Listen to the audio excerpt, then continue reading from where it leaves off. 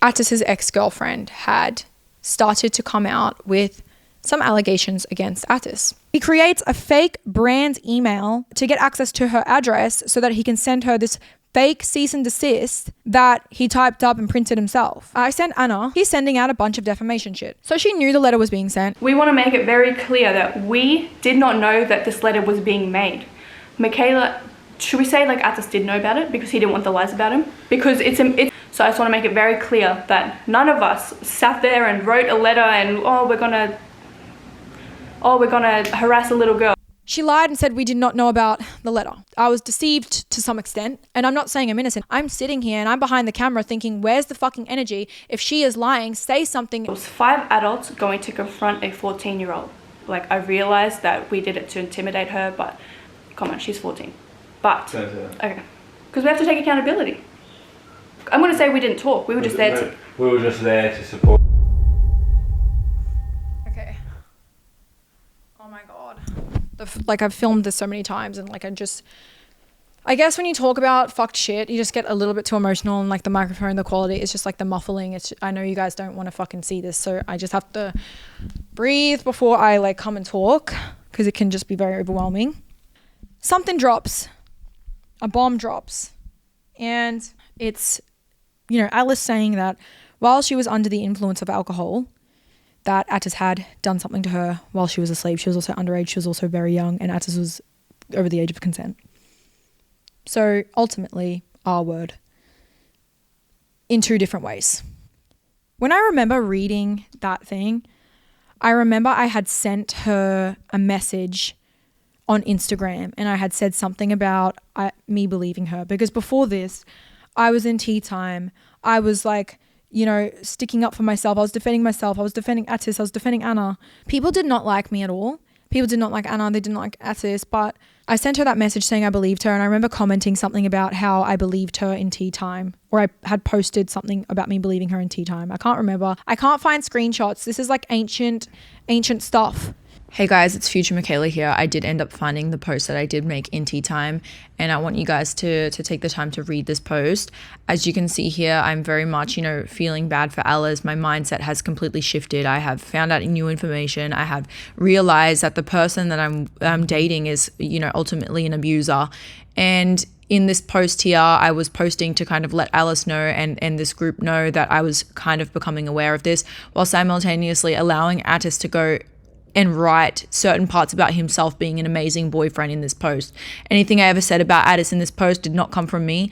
About him not being abusive or being an amazing boyfriend, that does not come from me. That comes from him, and that comes from him. And that was the only way I was able to post anything about Alice at all. And I was absolutely begging to be able to say something at all. I haven't even been able to find screenshots of like Alice's posts in tea time, because this is where majority of all this stuff like got exposed through that group. So we can't really find any of this stuff, but I knew Tea Time had seen my comment because they were just still attacking me. Katie King, all these girls still on my back, still on my case, as they should be, as they should have been, 100%. They should have kicked my ass. Someone should have freaking, I don't know, done something to me when they saw me at the store, because that's what I deserved at that very moment. When Alice fucking said that stuff about what had happened to her with the alcohol and the being asleep, that was already something that I was experiencing. So I knew Alice was telling the truth when I heard that, and I had messaged Alice and I had said, I believe you. So I went straight to Atis when I saw this information. I went straight to Atis, and I was in my bedroom, and I remember it like it was yesterday because Anna and Glenn were in the other room. And I had said to Atis, I believe Alice. I said, I believe her story because you do what you did to her to me. You've done it to me before. And I mentioned about the car, the brakes. And then get really upset. He would just start like attacking his steering wheel and then like speed. And I would literally be worried for my life because we would go through really tight corners and I thought he was going to crash the car. I mentioned about, obviously the sleep thing. I mentioned just a few other little things. The foster kids. I was having a go at him and he was, skitzing out, calling me crazy. Like the script at this point, he never really used to call me crazy or anything or like treat me the way that he treated Alice. So in that moment when I had told him like, I believe Alice, he started to switch on me. He started to be like, you're crazy. You just want fame. You want to ruin my life. Like, he was just saying all of this insane shit to me in the bedroom, screaming at me. Glenn and Anna were in the other room, as they would always hear all the time anyway. Another domestic, but this one sounded a bit too loud. So I guess Glenn and Anna had opened the door. And, you know, I was just like saying to Atis, like, and I fucking remember it because our room was dusty as fuck, and we had these like black beds and there was just like dust all over it. And I was just sitting on the end of it and I was just saying, I believe Alice because you've done that stuff to me. And I had no shame. I was saying it in front of Glenn. I was saying it in front of Anna. And Atis was, you know, like screaming, saying he's going to kill himself. I don't know if he tried to jump off the balcony. Can't remember now. I don't give a fuck. But I know that he was pacing around out there, and then he was just like saying that I want to ruin his life and stuff like that. And I don't even know, like, my memory is so fucking shit. I cannot remember what happened after that. But I knew that Atis and I were estranged, and we were estranged ever since this moment. There was not a moment from this when I told him that I believed Alice where we ever back to how we were before. We never were. And something in my head just switched, and I just started to view this family, not Glenn, view this family differently, because I just started to really listen. When she posts, she would go live and I would secretly watch her live streams and I would listen to this information. And although she very much was still talking really badly and shit about me at times, which I didn't like, which as she should, because I'm the fucking girlfriend and I'm defending him publicly, I would listen still, and I believed her. And another thing I want to quickly mention is Hans Paul never spoke bad about Alice. Not one time. Not one time. He defended her. She has gone through stuff before. Like, you guys were both doing stuff. Like, he was just, you know, he was the middle ground, the middle man. He never had a bad thing to say about her. And one thing about that fucking family is Hans Paul has empathy. He is different to the others. He is nothing like that family. Glenn, Hans, and I are all Pisces. And I know you don't give a fuck about star signs or whatever, but when I tell you we are Pisces in our true element, we are empathetic, we are different, we care about others, we don't like to engage in shit that's just shit talk. You know what I'm saying? Like, there was always an inside joke between me and Glenn when, you know, Anna and Atis would be saying some fucked up joke, and we'd look at each other and we'd be like, sad, oh my God. Or we'd get like our torch and be like, say that again, like pretend that we're recording to like get them cancelled, because it was just truly an inside joke of how fucked up that they were, and the shit they would say was just fucked up. Anyways, I need to get back. I'm a bit off track. So yeah, to conclude that whole situation, Atis and I were never the same. I was rooting for Alice secretly, and I started my escape plan from that fucking house and that relationship. After the scandal, the entire internet was just bullying us. So many videos were, you know, talking about our family and making jokes of us. One of the biggest statements that, you know, the internet kind of really ran with was that Anna and I looked alike, and we really did. We both, you know, we had long black hair, big bobs, you know, we had the botched lip filler, ethnic nose. We had the whole look going. And I think it's because, you know, like back in that era, Kylie Jenner was a really big thing. And like, obviously I wanted to look like someone I idolized, which was Kylie Jenner, and Anna wanted to look like someone she idolized, which was Kylie Jenner. So we could just kind of fucking look the same. Alice, she's full force on the internet. She doesn't give a fuck. She's on live stream. She's talking shit, as she should.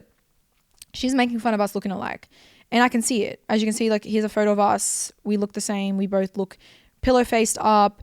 We look like we're twins, and it's just kind of strange because I'm dating her brother and like da da da da da. The internet really took the piss out of that. I literally woke up one day and I said, I hate this. I hate this bullying. I hate this family. I hate the way I look. Yeah, I just woke up one day and I was like, I don't want to look like this anymore.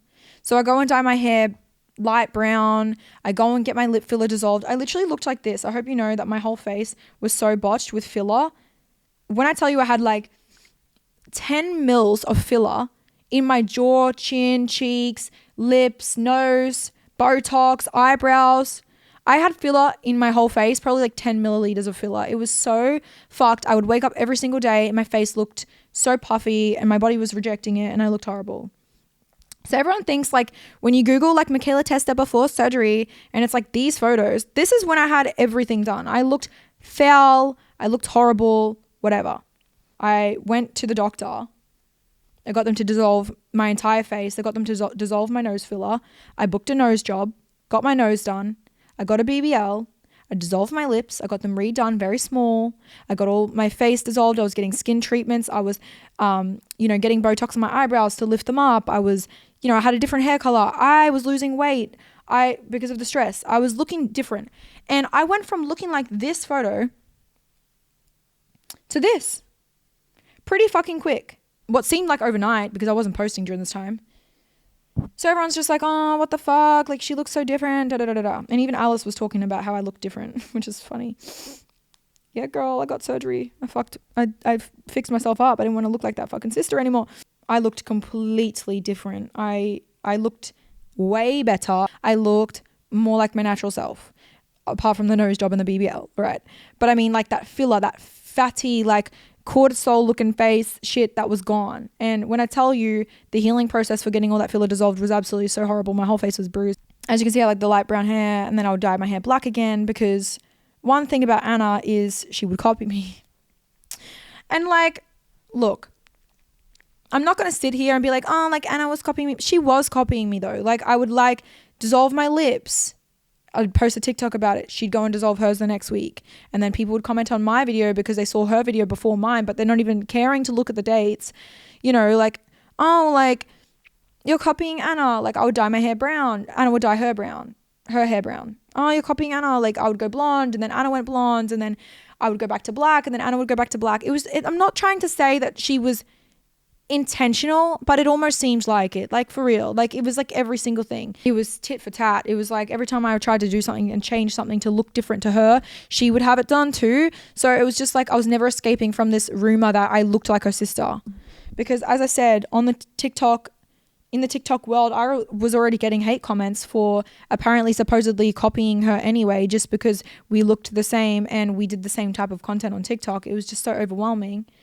Even though her entire persona on TikTok wasn't her real fucking persona, and she was fucking stealing all the empathy and shit with Anna. Like, she's not an empath. Like, she's, I don't know at what point I'm talking shit. There's a lot I could say, but it's better to just say as little as possible. I've been told from a very mature, wise person. Not saying she's copying me, but somehow we always ended up with the same hair, and I'd be the one dyeing my hair first and doing these things first. It even got to the point where she was booking secret nose jobs and secret BBLs with my surgeons behind my back, to the point where Glenn would accidentally bring it up in what seemed like an accident in the kitchen, like, oh, what about that, like, BBL appointment? And then I'd be like to Anna, are you getting a BBL? Because, like, when your friend's getting a fucking giant surgery like a BBL and you've just gone through it, you're going to say, like, oh my God, are you doing that? Like, excited.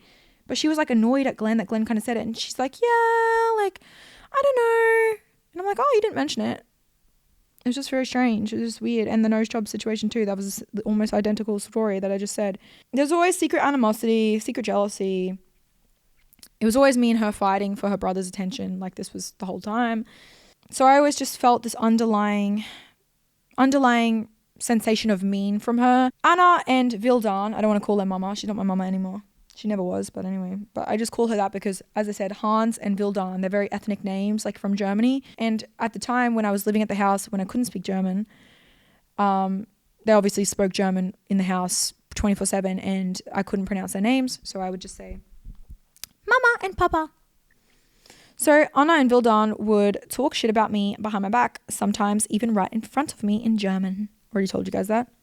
Atis would later tell me some of the things that they would say, obviously, trying to coerce me into being like, thinking that he's somehow different and that we need to run away and escape and eventually get away from them and we can have a happy life together, where you're still taking 50% of my income. And one of the days where I actually did say something to Anna was when we were in Thredbo and we were skiing and we were driving in the car, and I was so excited because I was going to see snow. And, me and Atis were so happy in the back seat. And Atis had told Anna that day that he didn't want to ski. He wanted to spend some time with me and spend time in the snow. Anna was pissed. She always needed his attention and stuff. So she was just in a bad mood, knowing that Atis wasn't going to be coming and skiing with her and Glenn and Mama and Papa or whoever else was there. And that he was going to be spending the day with me. So she was talking shit about me in German right in front of my face in the car, calling me annoying, saying I'm ruining the trip or whatever else she said. I can't remember now. But I remember when they spoke in German, because it was for a little sec, Atis just became a completely different person, quite reserved. So I wondered what had been said, but, you know, obviously found out later. He cried to me and said that night we should run away and we never have to be around Anna and Mama again. Like, she was just comfortable with talking shit about me in German. It was just a normal thing. Like, of course, her friend Jilly, which was from her hometown, that owns a hairdressing salon in Bribey Island, which is amazing, by the way. I've gone to her salon now after the breakup, and I've got this really fucking cool red hair from her. Email. Yeah, so obviously, like, I had been hanging around her because Anna would invite me out with her. Anna needed me. She needed me for the content. Like, yes, she would talk shit about me and she underlyingly hated my guts and, like, wanted her brother all to herself and, like, was jealous of me and stuff like that. But she needed me for content. She needed something to film. Like, what's a TikTok account? What's a TikToker like her and a vlogger without having all the family around and acting like it's this big happy family and, like, doing all these fun activities and doing all these nice things for my brother's girlfriend and buying her all these gifts. It was Michaela's birthday a couple of days ago, so I'm going to buy her a bunch of stuff and put it all on her bed for her to come home to. While simultaneously talking shit about her. Like, what is it without that? So this is a voice message from Jilly, which is a woman that I didn't really know very well. I only knew her when Anna would bring her around me. Like, don't get me wrong, like, definitely at the time, obviously because I was persuaded by Anna that to have this, I guess, opinion of you, like, and just, like, I think it really clicked for me one night. We went to, like, Mount Cootha or something, and just listening to the way that she spoke about you just made me, like, I honestly don't know why I didn't see the fucking red flags then, but just, like, the way she was talking about you and stuff, I'm like, dude, like, what the fuck? This is your brother's girlfriend. And not only that, like, you are so fake to her face. Like, what is going on? Like, honestly, that should have been the point where the penny fucking dropped for me. But I think also I saw, like, the real side of you when I saw you when you went with Atis and you came and got your hair done and whatever, and, like, I was like, dude, she's a completely different person. And, like, even some of the shit Mama would say about you, like, I hope this does not say you, but she would be like, I don't even want to play the rest of it because it's quite mean about the shit Mama would say about me. Yeah, see, like, I knew it though. Like, what? Like, oh my God, I'm so shocked. Like, I'm not shocked. I knew it because she'd say so much shit about this woman too, Jilly. She'd say so much shit about her, like, act like it's a chore to hang out with her. Anyway, she'd invite this lady over to, like, film and, like, hang out and make content and stuff, and then act like it's a chore when Jilly's on the way. Like, I'm just so sick of it. Like, I don't even want to hang out. Like, I don't even want to do anything. And it's just like, okay, but you, like, invited her, and it's like I don't know, just weird shit. You know what I'm saying? Anyways, you can just see, like, this video here of, like, me, Anna, Mama. It's, like, all for the camera. They would talk so badly about me, but this is what would get posted. So, like, although I knew damn well that she was saying bad things about me, I just didn't know what she was saying. Did I care? Actually did. I was kind of, like, in a position where I was constantly chasing validation from Anna and Mama because I didn't want to be the one that they spoke shit about. I didn't want to be the one where it was being judged. I wanted to be deemed as cool in their eyes. So I was just, I don't know, I was a people pleaser. Anytime I featured in Anna's content, there'd be comments, so much comments of just hate towards me, but, like, none towards Atis. And it was always really concerning to me because it always seemed like she must have deleted all the hate comments about Atis, because my content, I received so much hate about Atis, so much, and I'd be sitting there deleting them for him. But on her page, there was top comments with, like, 20k likes, you know, making fun of the way I'm chewing the crumble cookie or whatever the fuck in her content. And it would be, like, left up. It would be, like, up on her page still. You'd open the comment section, it's all hate about me, first 4 comments, and they're all fucking liked, hella clouted up on the likes. So, you know, it just made me feel shit. I had low self-esteem. I didn't want to be in her content anymore because these comments, it was kind of like I always caught strays whenever I'd appear in her content. So, yeah, I started to see, you know, I was just becoming less and less willing to be in her content, and I would see, like, comments saying, you know, she just seems so, like, stuck up, and, like, she doesn't talk and she doesn't do anything, and she's just, like, in the background of Anna's content and da-da-da-da-da-da. And it's like, if you guys only knew the real reason why I'm sitting here fucking in the background, I don't want to be in the limelight. I don't want to be in the spotlight. I don't want this fucking shit. Like, I don't want it. But yeah, as I said, she would always delete the comments about her rapist brother, but, you know, she'd never delete the comments about me. Yeah, there was, like, theories about me that I thought I was too good for the family. I was too good for Anna. And, like, I think I'm too good. I'm too pretty, because, you know, Anna would post photos of, like, rolls and body positivity all over TikTok. Like, she's a body positive content creator, when in person, she's not fucking body positive, because she's calling her boyfriend fat and she's getting the whole house to do intermittent fasting. She's calling Jilly her dumb fat hairdresser friend to Bailey. Like, she's not who she is online. But, like, to me, that's just, of course, a given.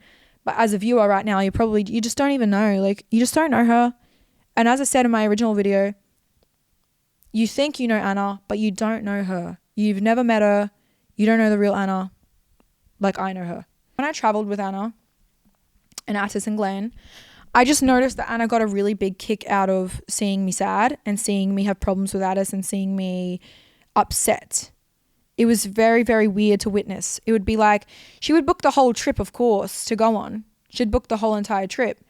But she'd book my seat sitting somewhere else on the plane. Like, I don't want to go into too much detail because, as I said before, like, at what point am I just rambling and talking shit about things that, like, don't really matter? Like, of course they matter. And of course it goes to show her character of what she was willing to do to put me down and make me feel sad and make me not perform and make me not film vlogs and make me be sad on the trips and have me have hate comments. But, like, it's just not worth explaining. Like, I just don't care. Let's just get to the real shit. Oh, yeah. Let me just mention this. I always felt like she was in competition with me. You know, she was in competition with me with the likes and views on TikTok and also just, like, the boyfriend's attention. It was always like, oh, how did your vlog do today? You know, just if my views were good, she was sad. If my views were shit, she was happy. It was just, like, you know, like that. And she was always, like, fighting with me over Atis because it was like, you know, we're both fucking the same vloggers. It's like, I want to do this food review with Atis, but she wants to do we're eating the same food. She wants to do food review with Atis. Like, you have Glenn, like, but she wants Glenn and Atis in her content. So I'm supposed to do what? Be in her video too? Like, just so I can have hate? Like, no thanks. So Anna would do really weird things, like to start fights between Atis and I.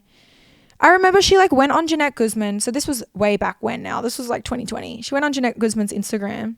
And obviously Janette Guzman was a big problem for Atis and I, and I'm going to get into it in a minute with the BBL and all the fucking shit. I've made videos on TikTok about this before. If your boyfriend likes photos and videos of girls with huge butts on the internet, then this video is for you. But my ex-boyfriend would like photos of Janette Guzman, the Instagram model. When I discovered this, and we had just started dating, when I discovered this, I would cry every night. I would devalue myself. She went on her Instagram profile. She scrolled down on a photo. She screenshotted a photo of Janette Guzman. And in big, in bold, it said liked by Atis Pool. So it was like a photo that was a little bit down her Instagram. You know, she found one. She screenshotted it, put it on her story and said, I just bought the same bikini. Like, I hope I look like her. And it was just like the way it was cropped on her story was like in big, bold writing, liked by Atis Pool. And it was like fat body, BBL butt. Like, it's kind of just like posting on her story like Atis is liking other half-naked photos of other women. And my fucking DMs were blowing up. My DMs were blowing up like, oh my God, your man's liking this. Like, even my friend Bailey sent it to me like, what the fuck is this? And I just said, yeah, like, I don't know. Like, anyways, while this got posted, we were all sitting at the old Pimentori house and we were sitting around a fire. We were doing like marshmallows and stuff on the fire, and I just start to get really reserved and quiet, obviously, while we're all talking, because Anna just posted that. And I saw it and I was just like getting so upset that I like went upstairs. When Atis finally came upstairs, which was after like an hour and a half or whatever the fuck, I said to Atis, I don't like that you like other girls' Instagram photos. I've already told you about this. I don't like it. And he said, like, I'm so sorry, because obviously I was crying. I was visibly upset. I was distraught. I was sick of it. And I was just like, and your sister, like, she's posting this on her story. Like, I just feel like I know what she's doing. Atis said that he agrees because she said, oh, why did Mikaela go upstairs? Did she go upstairs because of my story? And it's just kind of like, why would I go upstairs because of your story? Like, you knew what you were doing. Okay. Oh my God. I'm rambling. I'm so sorry. I'm going to get to the real shit. But as I said, just trying to instigate, trying to stop, whatever. Some of the other things Atis told me that Anna said about me were that I'm ugly. So you can really see my eyes here. One of the things that Anna told Atis about me was that I'm ugly and that my eyes are too close together. Okay. And obviously, when Atis finally told me that she had said this about me, I knew it was true. I knew it was true because when she met my sisters when I was there, so this was like into the relationship when I was already living in the house with them, she had made like a really weird, obscure comment to me and my siblings, like, oh, like, yeah, like I can see that you guys are siblings and you guys are related because you guys all have the same eyes, like a little too close together, right? And when she said that comment, I laughed it off. I was like, yeah, like it's cute, whatever. Like it's cute, like, right? It's like doll eyes. So whatever, obviously backhanded compliment, or it wasn't even a compliment, I don't think. obviously it's such a niche thing to say too. Like it's so niche. Like, oh yeah, you guys have eyes that are too close together. Like I know I have close-set eyes. I've been dealing with this insecurity now ever since this bitch mentioned it. And you know what? I think it's pretty. I think it looks cute. It makes you look young, feminine, and cute, and doll-like, and Tim Burton, and I don't give a fuck. But I'm gonna speak in past tense when I tell the story here. So yeah, like let me backtrack. So after that comment about my sisters and me having close-set eyes got made, so prior to Atis telling me that she had called me ugly and said that my eyes were too close together, Anna's just a shit talker, right? She's just sitting always in the lounge room. Like, this is just so normal to me, but this is going to be shocking to you guys to hear, but it's just Anna, okay? She'll be scrolling in the lounge room, bumming around, swiping through her For You page on full sound. Atis is on the other side of the couch. They're sitting there talking shit, laughing, whatever. It was just, that's the norm, all right? I'm setting the scene. So yeah, like anytime someone would pop up on the For You page, like her and Atis would just like take the piss out of them, right?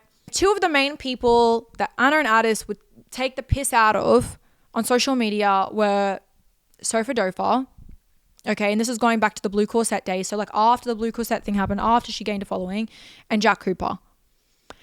And I'm so sorry, Jack Cooper, but I sat in the fucking kitchen and you know what? I've heard it multiple times. I'm pretty sure there was a time at Korean barbecue as well, where I just heard Atis making such homophobic, disgusting remarks about you. And I was cracking up laughing.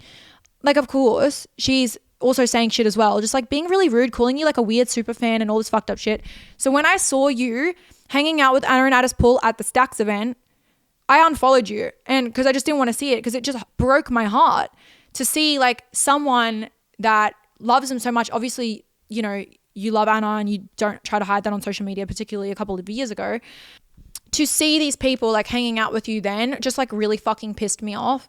And I just had to unfollow you. And that's why I did that. And I'm pretty sure you unfollowed me too. I forget. Or maybe you unfollowed me first. I don't know what happened. But another person that they would talk so much shit about was Sopha. All right. Sopha and I were mutuals. And I had been really watching her content on her story. She was kind of sick with lupus at the time, on and off back in these days. And she was posting about it, being really active and talking about like her illness. And she was posting her mum a lot and just like really cute stuff. And I low-key was a fan. I was following her content and we, as I said, we were mutuals, and I kind of felt really empathetic towards her, more like I wanted to protect her, and I had hoped that we would meet and hang out one day and become friends. I was mutuals with a lot of influencers on TikTok. And back in this era, Anna didn't fuck with anybody. She didn't want to follow anyone back. She started to do that more around like 2022, but she was just so closed off to like another influencer doing vlogs, especially the Clarks. Like she'd always say remarks about how they're copying her and all this fucked up shit. I don't know if she follows them now, but she'd always be talking shit about Kat Clark and the Clarks too. But I just hate being the one that just says the shit. But you know what, Anna, you have to own up for it now. You're gonna have to own up for it. One fucked up thing. So I was in the kitchen, and this was after the lupus. This was after I had become mutuals and all this. So I'd already been hearing shit about her already with the Glassons corset. Anna being like, I don't know why she has so much fucking views. She's so boring, this, that. And this was always conversation between Atis and Anna. I would never really engage in these conversations. I was always a bystander, and that's even worse. Being a bystander is even worse. If you want to comment something like, Mikaela, you're a little rat, you should have done something, do it. Like, please. But I fucking did. I did something this time, and I'm going to say it. So Atis and Anna were sitting next to each other, and Anna was scrolling on her For You page. Atis was scrolling on his For You page. A Sopha video pops up on Atis's phone. He turns it up real loud, and it's her doing a vlog. She's talking. Anna said some shit like, I don't know why she's just like trying to copy my content, And then she said something about how she's so ugly and her eyes are too close together and she doesn't even want to watch videos of her talking and she's so sick of it. Atis was laughing, cracking up. I don't even know what else he said. He was just entertaining that fact. So when I had that comment about Sopha having eyes that were too close together and she's so ugly, at this time Atis hadn't told me that she had said this about me yet. I was like, oh, well, Anna said something about me and my sisters having eyes that were too close together, but she kind of masked it as like maybe a possible compliment. So when I heard that, I was just like, ew, she thinks that about me. Like, does she think I'm ugly too? And like, that's when I started to I was doing something and I was really getting angry. I was sick of it. I felt like it was an attack to me. I felt like she was taking the piss out of me with Atis too, because like, I don't know, I kind of had suspected that maybe she was saying shit about me because she had already said something about Titus and her close-set eyes too. But anyways, I just started to feel really fucking annoyed because of it. Like, I was just annoyed. Like, is this an attack on me? Like, she already said I had close-set eyes. It's fucked. So I called her out. I said, she has lupus. She's a nice girl. She's my friend. Like, I'm sick of this shit. And I know Glenn remembers it too, because he was in the kitchen kind of doing his own thing too with the pantry. And I kind of like lashed out, if you will. And I stormed upstairs. And I remember Atis texting me saying, like, you're such an embarrassment. Like, you speak to me like that in front of my family. Like, you're crazy. You're insane. Da da da da da. Because again, after all this shit with Alice, I probably wasn't a good person to be around. I was vocal. I was angry. I was woke, if you will. I was woke. I was somebody that like, you don't want to say that joke around Mikaela because she's gonna fucking say something like, oh, like watch out. Like that was the energy, the vibes after this incident as well. And not only that, but I was just more vocal. I was more willing to stand up to Anna's shit, and I was more willing to call shit out publicly too. She'd say that about her, which is so fucking interesting. I had heard Anna, and I'm not familiar with these influencers, Erica Titus and Kirsten Titus or something like that. I'm not familiar with their type of content. I just know that Anna took a lot of inspiration from those girls, and I would hear her name being rattled off. So I was listening to Atis and Anna talking about how they're going to do this fruit cutting video. I don't know if it's really random, something about avocado and milk, something about fruit. Don't know. And then they were talking about how Erica's eyes are so close set. Like, it wasn't they, Anna was talking about it, and she said, oh my God, her eyes are so fucking close together too. Like, ha ha ha ha ha. And then I noticed that Anna had looked at me while she kind of said that. And then she looked at Atis, and then she looked down, and she had like this little smile on her fucking face. And I just thought, this woman is trying to fucking hurt me. She's trying to make me feel insecure. She's trying to beat me down because I have close set eyes. She's talking shit about Sopha having close set eyes and calling her ugly. She's calling Erica Titus ugly and saying her eyes are close set. It's so fucking weird. And what the kicker is for me, obviously, I'm a fucking bystander to all of this, right? This broke me down. I never said anything. I never said anything about the Erica stuff. I just kind of like, I saw her look at Atis, and I knew like I was sitting there. I was a close set eye girly too. I just like walked away, and I was weak, and I didn't want to say anything at the time. But when I tell you, I started like going on my phone, getting really insecure, looking at myself in the mirror, drawing eyeliner. That's when the eyeliner started coming on my face, because I'm sure people that are familiar with my content, stans that have stanned me this whole time, know for damn sure that I never wore eyeliner like that. And I started to aggressively wear this big, dark, long eyeliner, because when I tell you I was so insecure about my close set eyes, I would do anything to try and make them look a little bit different or something like that. Yay, all right. Sorry, I had to take a break. I had to switch the card over. We were talking about how, Anna would play these little games. Well, what it seems like a game with mentioning a so-called flaw that she claims or thinks that I have, which obviously I do have close-set eyes, to try and make me feel like shit by mentioning the flaw about other women, such as Sopha and Erica Titus. No word of a lie. I'm putting my hand on the fucking Bible when I say that. Oh my God, like she'll just like say like nasty shit, and it catches me off guard. I'm like, yeah, that one fucked up because I was coughing. But what I meant to say was like, once you put eyeliner on and some concealer, it's all good. And yeah, I just felt like shit for so long because I just felt like she was doing it on purpose. And like, she would just randomly be like show a random photo of like someone random, be like, her eyes are so fucking close together, it's so ugly, like in front of Atis and I. And I just feel like, such a weird thing to bring up, and such a picky thing, because it's not even that bad. And are you saying it to try and make Atis like not think I'm, calling those girls ugly and stuff, to try and make me feel ugly, to try and make me feel bad about myself? It was so strange. And that's when I fucking knew this woman's malicious. This woman is a malicious, insecure, jealous person. But at the same time, I just had so much focus on these insecurities that I would have done anything to try and change my fucking eyes. I drew this eyeliner on. I went and got filler at a clinic in, I don't even know where. You can literally Google it too. Filler in my eyelids. I was booking surgeries in Turkey, which obviously I never went and got done. But I remember I booked a surgery, like a eyebrow pulling thing, like something that's going to try and make my skin on this side not look as puffy so that my eyes look less close set. Some fucked shit like that, some obscure weird surgery for people on Reddit that have this fucking thing. I was literally on Reddit looking at anything possible, looking at any answers that I could do to fix my close-set eyes, because in my eyes, they were ugly, and my eyes were so ugly. And, Anna couldn't even look at a video of Sopha because her eyes are so close-set and ugly. So why would Anna want to look at me? That's what was going through my head. It sounds so pathetic. So I remember one night I, had told Atis that I booked this surgery in Turkey, but I didn't want to tell him what it was because I never told him about my close set eyes insecurity because at this time yet, I hadn't told him. Because when you mention something about yourself and then you make other people come aware of it. So even me coming here on camera right now to talk about my goddamn close set eyes, which was a big problem for me like quite some years ago now, is like even still a little bit weird for me to stay on camera because now I might get clowned by people in the comments and it's somewhere where it hits home. But I'm in such a healthy place in my brain right now with my fucking eyes that I don't care about saying that. I told Atis that I was getting the surgery done in Turkey. And when I told him that I was getting the surgery done in Turkey, he said, I'm ridiculous. He said, why would you fucking do that? You're beautiful. I don't care what Anna says. Like, I love you the way you are.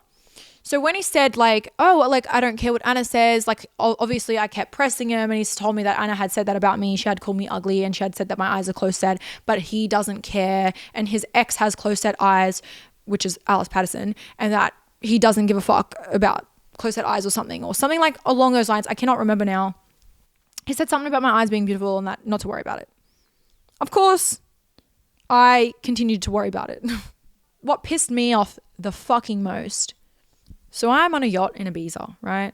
Quite some time after the breakup. This is a little story now. I'm on a yacht in Ibiza. I'm with some of my friends from social media that I had just met and we're having a ball. And then one of my friends gets a call from another friend and then they put me on the phone and I'm talking to this girl and she's at a Stacks event and she tells me that she sees Atis and Sopha in the corner talking and what looks like they're alone and they're just flirting and they've been in the corner the whole night. They're only talking to each other, like Anna, Atis and Sopha and Sopha's mom and Anna's mom, whatever. They're all just only together and not like mingling with anyone else. And then I was like, well, can you tell me more? Like, what does it look like flirting? Da da da da da. Because obviously Atis and I had broken up. It was this big thing on the internet. Sopha was messaging me saying like, I hope you're okay, doll, da da da. And, obviously I hadn't told anyone anything that Anna or Atis had said about her. But the first thing that went to my mind is this little fuck Atis. And Anna, the fake bitch, sorry to say, are fucking hanging out with this 18-year-old Sopha, this girl that I absolutely love and adore and love her content. But I know they don't fucking like this girl. And what do I have to see? Clips on fucking TikTok the next day of Atis and Sopha at Luna Park with Anna and Sopha's mom and Anna's mom. And it's like paparazzi shots or whatever it is.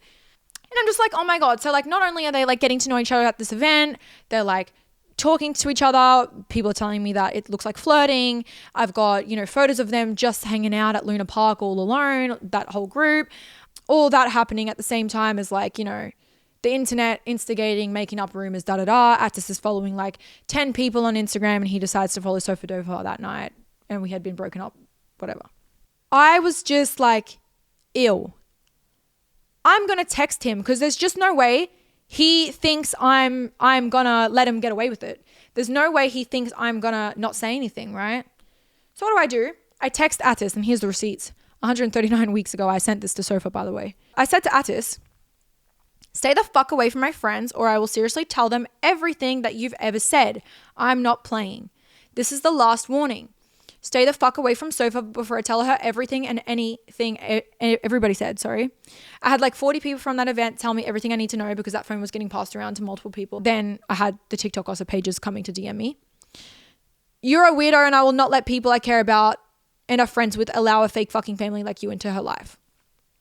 I said that to Atis straight. I had no issue.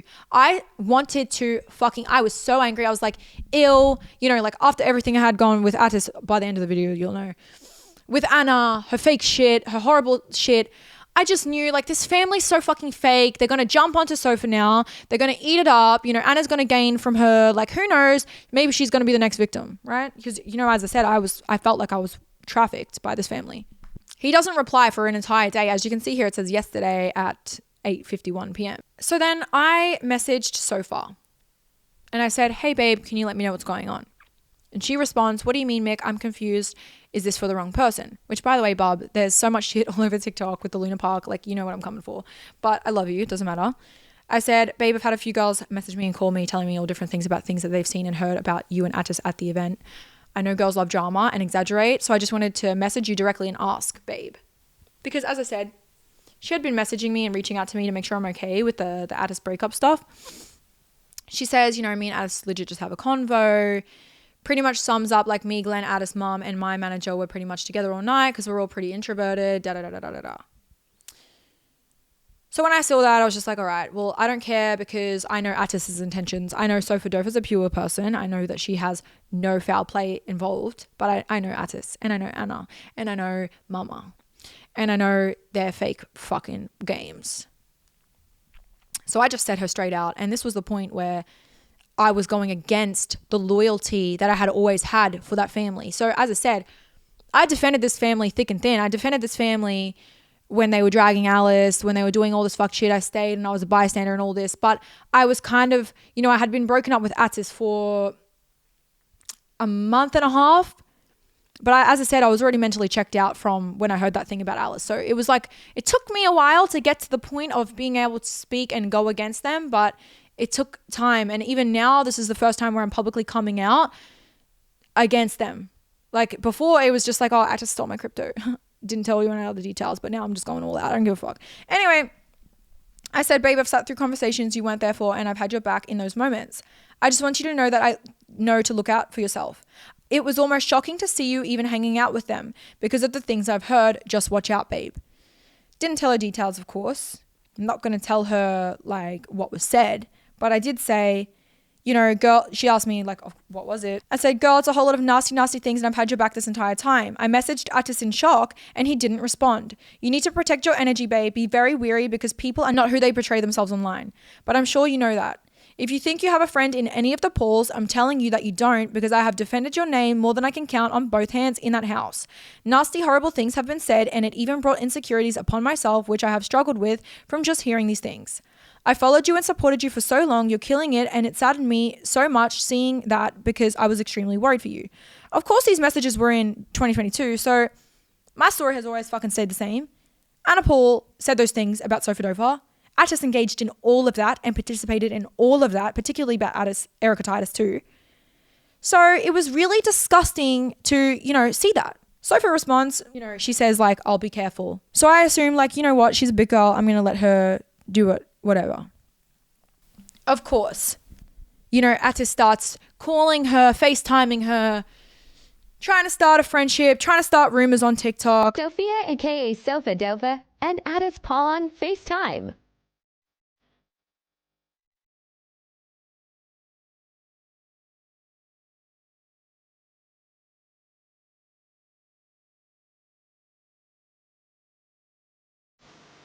Sopha texts me and she says, hey, BB. Don't know if you've seen the TikToks, but I just wanted to thank you for warning me about Atis because we had a FaceTime where he was showing me his furniture. Then today I've woken up to so much unnecessary drama after a video he made with me on FaceTime in the corner. Even though you warned me, I give everyone the benefit of the doubt and it feels shit when you do that and still get brought into drama. The whole thing is stupid anyway because we just met and barely knew each other. Anyway, just wanted to thank you for warning me and I hope you're okay. Next time we are in the same state, let's hang out. And I saw it. Like Atis had staged this entire like FaceTime call, which, you know, as I said, he barely knew this girl. As she said, they barely knew each other. They just met. He's trying to like paint this thing like, look, I'm secretly on FaceTime with Sopha to like get the comments talking, to like get some shit going, to like, I don't know, make people talk. So yeah, anyway, so I just told her like in the voice messages, like, of course, like he's a little fuck. Like, don't trust him. Like, don't trust that family. I don't remember what else I said. I would have said something. But I remember her specifically telling me that back in the day, like obviously this voice message, something about like how he doesn't even like text or call. And like the one time that is that it ended up on the TikTok and it was all set up. It just looked staged for comments and drama and she just didn't want to be part of it. So she unfollowed his ass and I was like, woohoo! Okay, he can't use and abuse an 18-year-old girl that's just literally blown up and like is doing so well for herself. And I was very happy. Like, whatever. So obviously, this fucking story with the eyes is a bit outlandish, right? It's a bit niche. It's a bit fucked. I had made a video actually in 2023. As I said, this was an insecurity of mine, girl. It was bad. It was still affecting me after the fucking breakup. And this was a video I posted in 2022 in October.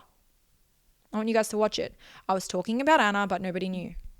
My eyes are literally my biggest insecurity, and there's a lot of these comments right now on my last video, and I can't help but just feel like everybody's playing like this big practical joke on me. You know when like a friend says something about something of your features and you just think about it forever and it eats you up alive, and you do everything in your power to just like obsess over that thing and like change it. Like I'm literally brought to tears right now because I used to live with a girl that would say things about the way I looked, and I've carried it with me now for a year, and it's been eating me up inside ever since. So I make sure I never be seen without eyeliner. So I really love these comments. It's making me feel... What do you know? Right after that video gets posted, Sopha sends me my video, which obviously it looks like a black screen in this screenshot because I had archived it because I just didn't want the drama up, and I thought, fuck, Anna's gonna see this and she knows, you know. And I was just like getting cold feet, you know, do I say something? Do I don't? Oh, I'm so angry. Yes, I want to say something. Oh, yes, like whatever. She said, Mika, can't get over how pretty you are. And I just know it's like an underlying girl code situation, telepathic, where I knew she knew that I was talking about Anna, and the eyes, like I knew she kind of put the puzzle pieces together, and I really appreciated her just being there for me when I fucking needed someone. Thank you so much. And I love her. She still is a mutual of mine to this day, always, you know, still commenting, being nice and lovely and hard eyes on my stuff, and I really fucking appreciate it. One thing about the internet now that is like a digital footprint moment for me that is always going to fucking follow me is this goddamn BBL. All right? This goddamn BBL, because when I first got my BBL, I wasn't honest. I lied. I didn't tell people that I had a BBL. I didn't want to tell people I had a BBL because the timeline was I had so much fucking hate, as I deserved, from all of the people that were defending Alice Patterson, all of the people that were doing the very thing that I should have been doing. But yes, as I said, the internet was very ugly. The internet was very mean. I was already losing so much weight. I was already struggling. I just did not in that moment want to come out and say that I had a BBL, but people were kind of being like, something's going on with her. She looks different. And while there is truth to me having an ED because I wasn't eating, that is true. I was not eating and I had lost a lot of weight, but that wasn't the sole reason why I looked different. However, my face was disheveled, my arms were sticks. I mean, like I looked visibly not right, which people just will carry that to the ends of the earth and say like, oh, like she completely lied, like she completely blames it on an ED, da da da da da da. But like I had mentioned that I had an ED, not like, I can't remember if I said that I looked different because I had been sick or whatever. But people mix the words up. It's Chinese whispers. It's like, listen, like give me the chance. Like I didn't even get the chance to be able to sit and properly say like a full story. Like I wasn't ready to talk yet. Like give me a sec, all right? And I'm going to give you the backstory. Previously, before the BBL, there was discussion between Atis and Anna about what I'm going to do because obviously I'm going to look so different and it's going to be this big thing. Atis was telling me that he did not want me to tell anybody about the BBL because, I quote, the Kardashians don't ever admit to plastic surgery and it just looks better. It just looks cooler if you don't admit to having surgery. So, of course, I'm like, oh, yeah, but like I would get a lot of views on TikTok if I like vlogged my whole thing. I felt like, you know, those girls that were on YouTube and they would like vlog and like it was a whole big moment and like, you know, they would have it on documentation and like they can look back in a couple of years or whatever. Like that was my mindset. I was not giving a fuck if I lied or covered it up because, as I said, I was already getting my lips dissolved, getting my lips filled. I was already doing shit on social media that was like suggesting that I'm comfortable with getting stuff done and posting about getting stuff done. But it got to the point where I just thought, oh, it's just embarrassing. Like it's just a BBL. Like you don't want to tell people that you have something like that done. Like you'll never hear the end of it. Like yada, yada, yada. Obviously, you know, it was a couple of days to surgery. Anna's talking to me about how I'm going to, like, what I'm going to do about it and stuff.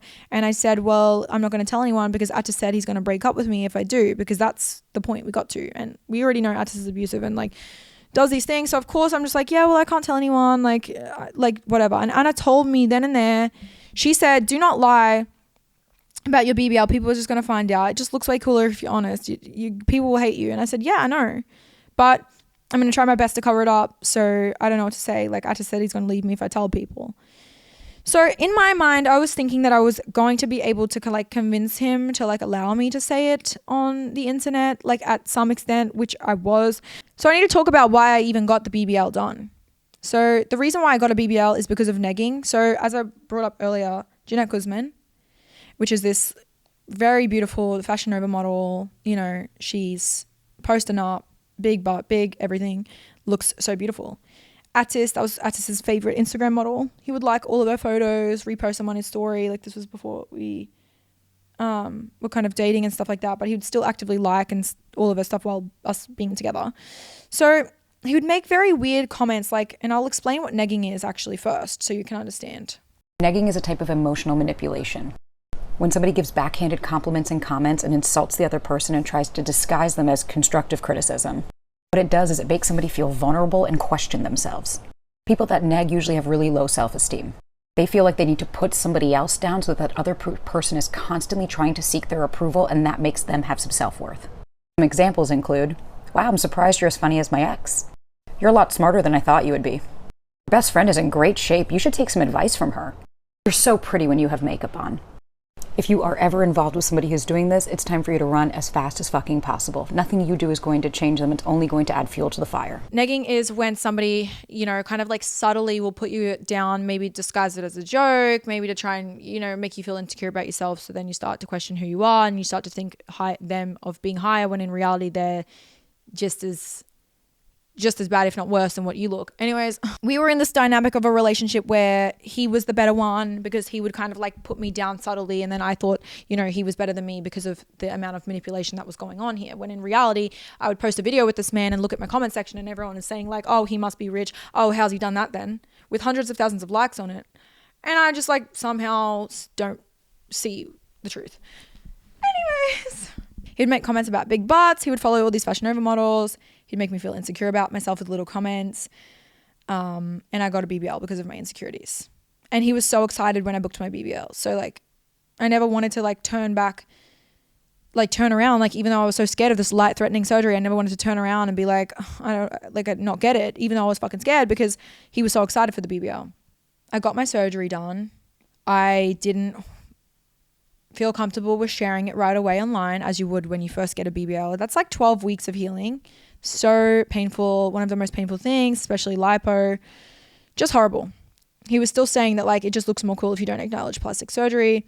It got to the point where Anna had made a vlog and accidentally filmed the BBL chair in the back of the fucking video, and it's actually so funny now, like looking back, because did she do that on purpose? If she did, like, fuck you, but also like thank you, because I had to come out and say something then. So when that BBL chair, that big blow up pink BBL chair, I'm sure it's on TikTok, like you can find it. When that got posted and my shit got clocked, I just said like, yeah guys, I have liposuction, and then I got like something put into my hips. So I never like wanted to ever come out and be like, I got a BBL, because I didn't want Atis to be on my case, because Atis was so against me even coming out saying I had the lipo and the hip dip fucking implantation fat transfer, that I wasn't allowed to use the words BBL. So then my surgeon would literally ride or die for me in the comments. Dr. Mitchell Kim on the Gold Coast Cosmos Clinic, Australia, would be riding and dying for me in the comments, arguing with people, being like, so it's a BBL. Because everyone knew my photos on his page because I allowed for him to post me. But obviously it's got no face or whatever, but people were clocking it. And he was riding and dying for me in the comments, being like, so no, it's not a BBL, it's a fat transfer. I love you, Dr. Mitchell Kim. You did not have to ride or die for me in the comments, but I appreciate it so much. You saved my life. You like a little bit lied for me, and I always will appreciate that. But it's a fucking BBL. I got the whole shit done. I couldn't sit down. That's why I had the chair. But you know, people were believing my little, it's a fat transfer, it's just in the hip. Like, I had cellulite dimples. I put it in my cellulite dimples. I don't know what else I fucking said. I just couldn't say BBL, but I wanted to. And Atis was saying, you're not allowed to say that. It was super embarrassing for me. And only like very, very, very late in the relationship, I think I was in Perth and I did a vlog where I had said, I think it was in 2022 when like Atis and I were literally about to break up. I was in Perth with him and I had said something like, I woke up and something like my body's fake. It was like the first time I had admitted it, and it went so viral. It had like millions of likes on it. One of my last videos hit the wrong side of TikTok. I had people commenting that I'm using video editing apps. Babes, you're obviously new here. I just have a really good surgeon. And that was the first time where I admitted that my body was a BBL and fake, and I just started saying it from that moment on. So, and then people think that the first time I admitted to having a BBL was on the White Fox After Hours podcast. That was not the first time I admitted that I had a BBL. That's just not right. Yes, I've had a BBL. I've had 2 rounds of Brazilian butt lift. I lied about my BBL at the beginning. You know, I was with somebody at the time that was telling me not to tell the truth. So I've always wanted to tell like the truth, but I couldn't, and because I lied once. But maybe it's just the first time that you remembered or you investigated and found it, because I've been saying I had a BBL done since 2022. I'm pretty sure like January or March. January or Feb. Don't know. Don't care. Who gives a fuck? I have a fucking BBL. Because everybody goes on record saying that I'm a compulsive liar because of that. It's like, dude, I was in a DV situation. This man was telling me I wasn't allowed to say shit or he's going to leave me because it's so embarrassing. And also when you have this man that thinks he's so cool and thinks he's so much cooler than you, and like you're also thinking that you're just not cool and your eyes are fucking too close together and you're so fucking this and that. You're just going to listen. You're just going to listen to whatever he says. Whatever. I did. It's on my fault. Clown me all you want. I don't give a fuck. I've been admitting it at least until 2022. Now, some medications that you get given when you get a surgery like that, like a BBL, is lorazepam, codeine, endone. I had some Restovites, which is just like sleeping pills. You know, also have like half paracetamol, half codeine and stuff like that. I had like a medication drawer next to my bed because obviously when you get a BBL, liposuction, I'm just going to explain in the most simple way possible, is a really sharp, thin metal tube that is boiling hot to the point where it melts your fat while it's in your body. So while it's in your skin, the doctor is like pulling it in and out. It's melting all the fat and simultaneously at the same time cutting and also sucking the fat out. So that's burning you. It's doing a lot of damage. It's probably one of the most painful things for the body. So that's what I had done. And then I had it injected into my butt. It's painful. I had my arms. I had my midsection, 360. I had it all. All right. So fucking painful. I had it all injected into my butt, into my hips. My front butt was so swollen because of like obviously the stomach. He had to take, you know, fat from there. Pain. So painful. So of course they give you some good medication that knocks you out. I don't know if I already mentioned it, but in the past, Atis had been having sex with me while I was asleep, but obviously I wasn't on medication. So I would wake up and I would tell him, hey, like, I just don't feel like it. Hey, stop. Like, I don't like that. Like, whatever. But he would just keep doing it until one night when, obviously before all this BBL shit, I had a decent crack at him and said, like, please don't do that. Like, I really don't like that. Trigger warning for what I'm about to say. This is where I went wrong in the last one because it's just like so messy, the crying into the mic. I'm going to really try and keep my composure here because I don't want to, I just don't want to, you know, be crying and like muffling through the mic. I just need to speak properly and clear. So yes, in the past, we had that stuff, you know, in the past he would like inside me, my body would reject it. I'd catch a UTI, I'd tell him off. And then I kind of got told by a doctor in the past, like, because your body doesn't react well and you always get these UTIs. Now, obviously, like some time had passed and like he wasn't really doing that to me at all. Like I just didn't really give it much thought because it was just like something that had just happened and like we got over it, whatever, just like everything else that he ever fucking did to me. Except, you know, suicide threats and the abuse was still happening. But anyways, so I started to take like my medication that I was told to take for the surgery, which was like pain relief. And, you know, it'd make me really drowsy. And like, I just hate pain. I hate being in any type of pain. And when you're sleeping in a bed and you've got your whole stomach and back and everything like fucking lipo to the shit house, it's so painful. You just take the fucking medication. All right. I took the meds and I was taking, like, obviously it's a 12-week healing process. The type of meds that I'd be taking would knock me out and I completely just knocked out. And then I'd wake up the next morning and it was kind of like I'd be drunk. I would have been drunk the night before, as in like, it's a blackout. Like you wake up and it's like, oh my God, that was a good sleep. That was a fucking good sleep, you know? But one thing in particular that happened to me towards the end of my BBL healing surgery. So obviously after like 4 weeks, you don't have to wear the goddamn garment anymore. So I wasn't wearing the garment after a few weeks, probably even if, sorry, Dr. Mitchell Combs going to kill me if he ever hears this. I stopped wearing the garment a little too early because I was so sick of it. Wearing that garment and being in bed was just so miserable. And I was obviously going through so much mental stress from that fucking man and abuse that just like being in bed alone for like 12 weeks straight, because obviously you can't sit on your butt, you can't go outside. It was just horrible. I just didn't want to wear the garment. It was the last thing I wanted to do. So I started to wake up with discharge that looked and smelled like. I started to get insane UTIs and muscle issues with my pee. So I would literally wake up from being in this like completely blackout, pill, medication, BBL, knockout, fucking sleeps.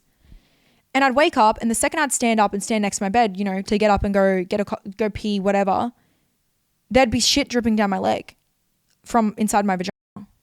Like, it looked like, it smelled like, it's disgusting. It's so foul. And it happened, the first time it happened, I didn't even think it. Like, I didn't think it. I just thought, oh my God, my body's weird. Like, it must be just doing something weird. I mean, girls, we're girls, you know? I just thought, oh, I've never experienced this before, but maybe it happens to everyone, you know? You never think that. You're never going to think it. You're not going to think it. Even though I had experienced him in the past, I just never thought it because, I don't know, you'd think you'd wake up. You'd think you'd know. You'd think you'd have something. You'd think you'd feel something down there that is giving the no signs except for what was dripping down my leg. But what happened is, you know, some days I would have it, some days I wouldn't. But I started to get the UTIs. I would get insane muscle pains, and I started to, like, it was really bad. I'd be in and out of the doctors all the time. I was always in my room. Glenn, Jilly, Anna, Atis thought I was literally faking these recurrent UTIs to get out of hanging out, because Anna would gang up on me, I guess, and try and like spread lies and convince and brainwash Glenn into thinking that I was just lying about these UTIs or exaggerating because I just didn't want to hang out with them or something. So did Jilly. It's all Anna fucking instigating it. I genuinely couldn't leave the bedside in the room because if I didn't have access to a toilet, I would have anxiety because I just have the constant urge to pee. Like, it was so debilitating. Like, I can't even explain. The feeling of these UTIs wasn't just like a normal little UTI. It was an insane one where it was like an infection, like, in my fucking body. And if I couldn't see a toilet with my eyes, I would have anxiety because I'd constantly have to go and pee these little dribbles of piss, and they'd just be like, TMI, I'm not even going to keep going. Yeah, well, Anna's talking shit with Jilly, which is our hairdresser, about how fake I am and how I don't want to come out clubbing and my UTIs are just an excuse. I was getting literally raped by her brother this whole time. The stuff that was dripping down my leg was fucking while I'm knocked out unconscious in bed from this medication that I was taking. As I said, wasn't wearing a garment. I was in bed enjoying my life, laying on my fucking hip when I shouldn't have been because the fat's going to die. You're not supposed to sit down or anything for 12 weeks, but I was so like in pain and miserable that I just, after a certain amount of weeks, I was just like sick of it. So yes, I continued to start waking up with, you know, discharge that looked and smelled like, but I obviously didn't think of it yet until one day I thought, what is that? And I literally said to him, I said, are you doing something to me while I'm asleep? But, you know, because I started to think like, you know, he's done this in the past. Am I like really asleep that I didn't know? Can I not feel it? Am I not waking up? Like, is he doing this to me while I'm asleep and he's literally inside me and I'm getting these fucking infections and it's not going away because he's still doing it? So obviously I had asked Atis if he did something to me and he denied it completely. I just became very suspicious of him because I was suspicious because he hadn't been initiating anything with me, when in reality, the reality of Atis is that he's always initiating. He's a porn addict. He's always fucking trying to get me to do something, like something for him. It's just disgusting. Like, this man's foul. But anyways, I'm Bozo the Clown for staying. But he hadn't initiated and it had been like really long. He was somehow, this is disgusting now, but just somehow satisfied and like wasn't bothering me. Like, he would always be bothering me. And it just seemed fucking sus. You know, it was, a girl knows, all right? So I went to my doctor and I told my doctor everything. I told him about the past, about how he would do that to me, like obviously when I wasn't on medication. And he literally told me to call the cops. Like, the same doctor, I literally still have the same doctor now. And he told me to go to the cops and I didn't go to the police. Newsflash. Hello, I'm an idiot. I didn't go to the police, of course. So obviously after speaking to my doctor, I confronted Atis again and he denied everything. He started, as I said, he started to call me crazy. Like he would call me like names and start to like kind of like literally gaslight and manipulate me into thinking that I've got something wrong with my brain because I would even consider it that idea when I literally was showing him what was in my hand and I said, this is fucking weird. No. And he was like, I don't know, that's something's up with you. Like da da da da. And it smelled like, so I took it upon myself to find out for myself. I didn't go to the police. I didn't do anything. I didn't do anything logical, did I? So what did I do? I pretended to take my usual sleep meds and I pretended to take it and lay down and go to sleep. So I took it, the fake take, laying down, slowing my breathing down. You know, we're in a spooning position. I'm slowing my breathing down and I'm just laying there with my eyes closed pretending to be asleep, and it's so much effort. Like it's like an hour. It's just so boring. I usually go on my phone, I usually do shit, but no, I just pretended. And when I fucking tell you this man was so calculated and disgusting, I've never experienced something so disgusting before, but I should have fucking known. I should have known. He slowly puts his hand on my shoulder to see like if I would respond or react or move to his movement. I'm presuming. I don't know I don't know what his intentions were with that, but I can guess, right?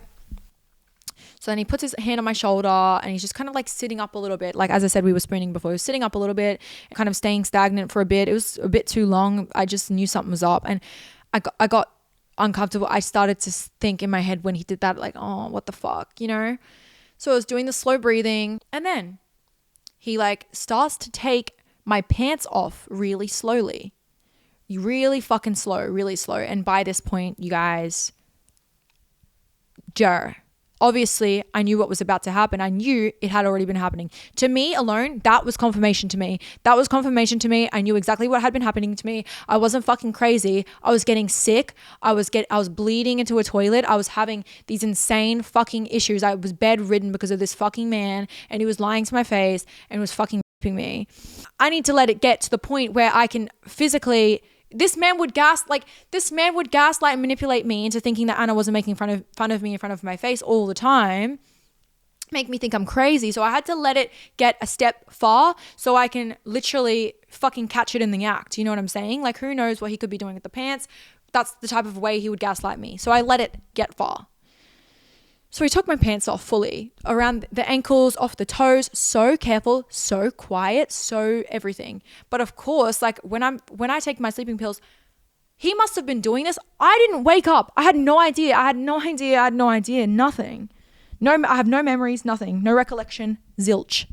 The only thing is waking up and having in the underwear. So obviously, fake took the pill. Pants are off. He's spitting into his hand. He's like making noises with spit. Like I you know, obviously I didn't see it with my own eyes. I can hear the shit. What is he doing? He's putting it on himself and then he starts to slip it, like goes back into the spoon position real fucking slow, starts to slip it in a little bit. I wait until it's just in a little bit. It's just in a little bit, okay? When I tell you I jump up out of the fucking bed, and I've never seen this man more startled than this before. I've never seen him more fucking startled than this. I jump up first, then he jumps up and I said, what the fuck are you doing? I knew it was you. I fucking knew you were doing this to me. This is why I'm sick. I was crying. I was a mess. I was like, you don't give a fuck about me. You don't care about my well-being. You know, I'm bleeding into the toilet. You know, I'm on all this medication. You know, your sister's been saying lies about me, saying it's fake. Like, you are so evil and fucked. And you know what this man did? I need a drink of water. He gaslit me to my face. He said, I don't know what you're talking about. What are you talking about? What's going on? I was asleep. I was next to you. What? And I said, I fucking didn't take a sleeping pill tonight. I'm not asleep. I waited until this moment. I was never asleep. Atis, I know what you're doing. I know what you've done. He's like, you're crazy. I don't know what you're talking about. All this drama at nighttime. It's always drama with you. Like, the full gaslighting situation. All right? Like never admitting it.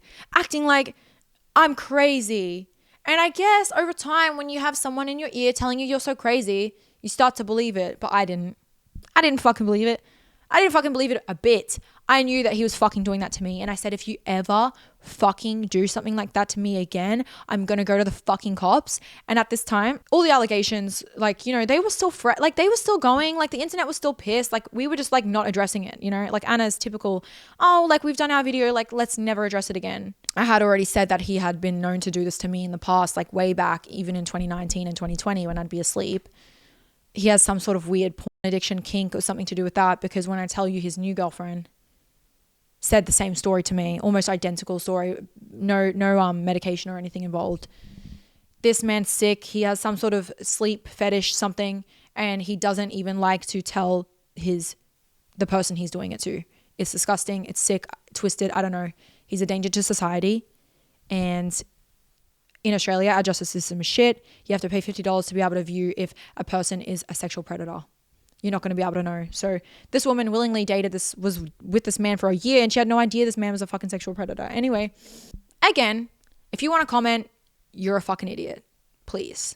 Go ahead. Go ahead. I've heard it all before. I look back at my old self and I want to scream and freaking do something to her too, because she was so stupid. She was so dumb. She allowed everything to happen to her, and it was so fucked. And she would cry and she would feel sorry for herself. And she'd cry in the shower, like heaving in the shower, because this is all happening to her, and she's getting financially abused. She's paying 50% income. She's got the sister's fucking talking so much shit. She's got this man, you know, fucking hitting her, abusing her, trying to kill himself every time she wants to do something. He's slamming on the brakes in the car. He's raping her. She's got UTIs. She's in the worst position in the world, yet she's doing nothing to get out of it. That's just how I see it. Like she knew it all. She knew it all, and she did nothing. Yeah. And I'm ashamed. I'm so ashamed. I'm so ashamed. And that's one thing about this whole story. That's one thing about this whole podcast is, am I a victim? Clearly, yes, I'm a victim. But am I also, at what point am I also a perpetrator as well? Because I've not only allowed this to happen to myself, I've defended this disgusting person in the past. And then finding out this information and obviously knowing shit already about him and then it happening to me, at what point am I participating in this disgusting behavior? By not jumping on the internet the next day and saying what I need to say, defending Alice, putting things right. And let me tell you, when I say that ate me up, it eats you up as somebody that has like experienced the pain from this fucking evil person and this whole family. It eats you alive. It eats you alive so bad. And as I said, I'm not looking to be the next role model. I've made mistakes. I've done fucked shit. By any means am I not a perfect person. I am not a perfect person. I was fucking horrible, but I was also a victim too. And I want you to keep in mind when I refer to this story and who I was then, it's something of the past. I just feel like I don't even resonate with who that person was. I don't know why she did the thing she did. And I think it's because of abuse and trauma and mental health. And I'm not trying to excuse my actions at all. But that's the only like thing I can tell you. Like, I don't know. I don't know why I did that. You know, so obviously like the symptoms of having these like UTIs that are so fucking horrible is just hemorrhoids, really big, to the point where like only a 70-year-old should have hemorrhoids like that. Like young people should not be having hemorrhoids, period. And it's such a dangerous. One of my old friends is a nurse, and he explained to me that, you know, these older people that get these hemorrhoids that are this size, it's just such a risky surgery because you can literally just bleed out. I mean, it's a big vein and you're just going to cut it. You know what I mean? It's kind of just like a swollen vein straining into a toilet with the blood. And here's some photos, like, which is so bizarre because like I never took photos, but it's like, holy fuck, thank God I've got a photo.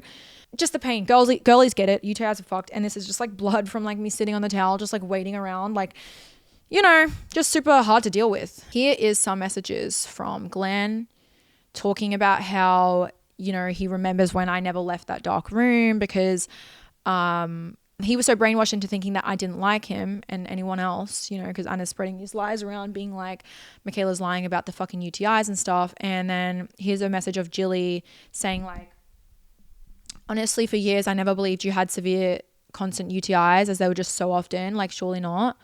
But it all makes sense. Like, obviously, I was getting these UTIs only in a period of time. But Anna was like spreading lies about me for so long and bullying me behind my back to these people that, you know, for years she probably thought that I was fucking pretending those times that she would invite me to the club and her and Anna would invite me to go out, that I had a UTI just so I didn't have to go, which is just like so stupid. But anyways, but you know what? I probably wouldn't have wanted to go anyway, even if I didn't have the UTI, because you're a fake bitch, Anna. Anyways, this is just like petty now, but I'm putting it in because I don't care. Like, I'm so sick of it. So meanwhile, I'm dealing with these insane UTI pains that are so fucking bad, and I'm sick, I'm bedridden, I can't leave bed. Anna's taking Atis to strip clubs, which is against my personal boundaries and relationships. Look, I'm not going to elaborate too much on that, because at what point, again, am I rambling and talking shit for unnecessary reasons? But like, in my personal relationship, it's against my boundaries. I was not comfortable with Atis going to a strip club. She knew that. She would take him to strip clubs. I even went with them one time in the end because I didn't want to look like a crazy jealous ex-girlfriend, because that's all Anis would, not crazy jealous ex-girlfriend, sorry, crazy jealous girlfriend. Because that's what she would say about me behind my back to Atis and whatever. And Atis would just blame Anna like, I didn't even want to go. Like, Anna's just doing it. Like, I'm sorry. Like, I just have to for the content. Like, sorry, blah, blah, blah. And I'm just like, well, like, I have fucking boundaries. Like, all of these girls at these strip clubs, like, know me personally. Like, we're all in the industry. Like, I just think it's really bizarre that, like, my boyfriend's probably at the strip club while I'm sick in bed with a freaking UTI, not getting any sleep, in so much pain. And this was obviously prior to me finding out that he was R-wording me. Because obviously he stopped R-wording me after this and my fucking UTIs went away and I never had one since. I literally haven't even had a fucking UTI. Have I even had a UTI since then? I actually can't recall one time where I've had a UTI since then. Like, I mean, I've had barley belly, but that's like out the other end, not the fucking front. Yeah, I haven't had a single UTI since then. Oh my God. On TikTok on the 21st of the 10th 5, so like this was back then. This is what she posts. Some Ural in my water because my piss hole and vagina hurts. It's scrumptious. Now we got 2 pizzas for dinner because I was hungry and I couldn't decide, okay? Anyway, it just like goes on with the video of her like stuffing her face full of pizza, lava cake, being all like sexual with the sauce dripping and all that. And then at the end she's like, yeah, my vagina like does hurt though. Which is so fucking bizarre and so infuriating, because that medication that she's opening up and putting into the thing is like mine, because I had so many boxes of this fucking Ural stuff. Obviously, because I had UTIs and I didn't know that the cause was this freaking her disgusting brother. But, you know, meanwhile, she's doing this little video for her little, my pee hole and like vagina hurt. And she's like emptying the sachet, taking like one pathetic sip of the medication. Is so annoying to me. First of all, you don't have a UTI. Second of all, you're just using like the my pee hole and vag thing to like get clicks to your OF on freaking TikTok. You're simultaneously at the same time saying this. You're making fun of me to your brother, to Glenn, to Jilly, to anyone else that you were friends with that whole group, saying that I'm lying about all this stuff, this UTI stuff, just because I don't want to hang out with you guys and it's an excuse. All while I'm getting raped by your brother, and then yeah, you're just making content out of my fucking suffering, in my opinion. So I saw this and I just, oh my God, like it just annoyed me. It annoyed me. Did I ever say anything? No, I didn't. I was weak, pathetic, quiet, shy. I mean, this was all in past tense to me when I finally spoke up on her with the Sopha shit. But as I said, I became this woke girl towards the end of the relationship. I'm talking like 2022 mid. But before that, in your wildest dreams, I would have never said anything. You know, Anna's having the time of her life with Atis, all to herself. I'm beding sick and depressed. You know, she's posting heaps of content with him. You know, she's doing all the stuff, strip clubs. I'm sick in bed. I'm upset. You know, I'm retracting emotionally from the relationship. I just never had a friend that I could tell. Of course, I never told Bailey about the Atis R-word stuff, because it's just like, at what point does she have to keep telling me to leave this man and he keeps hurting me? I just stopped telling her stuff. I kept hiding it. I kept covering it up. I kept allowing myself to be in a fucking abusive situation. So anytime I would have a new friend, I would tell them stuff, but I didn't want to tell Bailey because I was just so embarrassed. But it's not like nobody knew what was going on with the pools, and I kept these people that I would confide in very close, because I never wanted the information to possibly ever get out and get posted or blasted everywhere, because as I said, I lived there And I wasn't ready to leave yet. I was still trying to get my exit plan and leave, but I wasn't fucking moving fast enough. Yeah, and I just need to say that obviously being raped, essayed as well, financially abused, physically abused in all different types of ways, and not leaving and not speaking up for other victims and still continuing to live in this family dynamic situation. Obviously, you guys know something was up. The internet knew something was up. I wouldn't post with them. I wouldn't be happy in the background of any of Anna's content. I mean, sometimes, yeah, but it was very forced. It was very fake. It was very because I needed to do that. So I could pay my rent that week so that my OF would perform. It was all performative. It was all because I absolutely had to. And you could see that throughout the content and people weren't buying it. Some people were picking it out. Anyways, it gets to my next chapter. I don't want to brush over that last one so far. And like, yes, if you want to fuck me over and you want to comment something and you want to bully me, I know I deserve it. I deserve everything because I didn't leave. I don't want to have to keep saying it, but I feel like I have to because I don't want people to think I'm not aware that I'm fucked in the situation. I know I'm fucked. I'm fucked. That's why I've been holding it for years. This is why I've never come out. Like this whole time, I've held it all in for years and years and years because I'm not innocent either. Do I want to blast it on the internet at the time? No, I didn't. Do I want to now because I'm a healed person and I should own the fuck up to the shit I fucking did? Yes. Yes, I'm owning it up. I don't care if you guys want to unfollow me now. Like, don't want to talk to me, don't like me, that's so fine with me. But it doesn't sit right with me that I haven't said my piece and said things so that Alice is free now. Because for a long time, her fans, and still even before and now, bully her and call her a liar and all sorts of things. The girl didn't even get to finish school. But anyways, I'll get into that later. This brings me to my next chapter, and it's animal neglect. Anna just buys animals like handbags. Like she'll entertain the animal for a short period of time and then she'll kind of pass it off to a family member and then she'll buy another one the next year and then it'll happen again. The cycle will repeat. It'll be all sorts of species. When I first came to the house, she had 3 dogs and like 4 birds. Because she had Rainbow, which was a bird that she had outside. She had Sunshine, which was this yellow bird. She had Konya, which was a Konya parrot. And she had Quakesy, which is this green parrot. As well as just 3 dogs. She had BB, Ninja, and Angel. And I'm going to put photos up here. You know, obviously they would be complaining like so much, like the other family members like, oh, Anna just bought these dogs. Because, you know, the dogs would be pissing all over the house. They weren't trained and there wasn't a doggy door. And so like, obviously we'd come back. This was the first house we were at called the Promontory. We also called the house the Pimentory. And it got demolished, I believe, because of the amount of urine that was in the fucking house that they probably just couldn't get rid of the smell. So they had to like demolish it. Yeah. So like the dogs would just piss like right in front of your face, like up against the wall. It was insane. And that was just like normal to them. And like, that was something that I noticed when I first like came to their fucking house to like live with this family.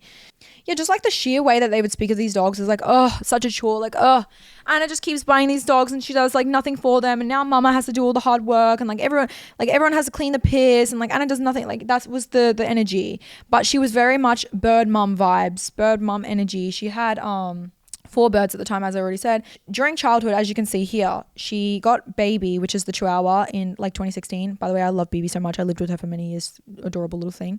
So obviously Baby, like cute Chihuahua, she got her when she was in the teens.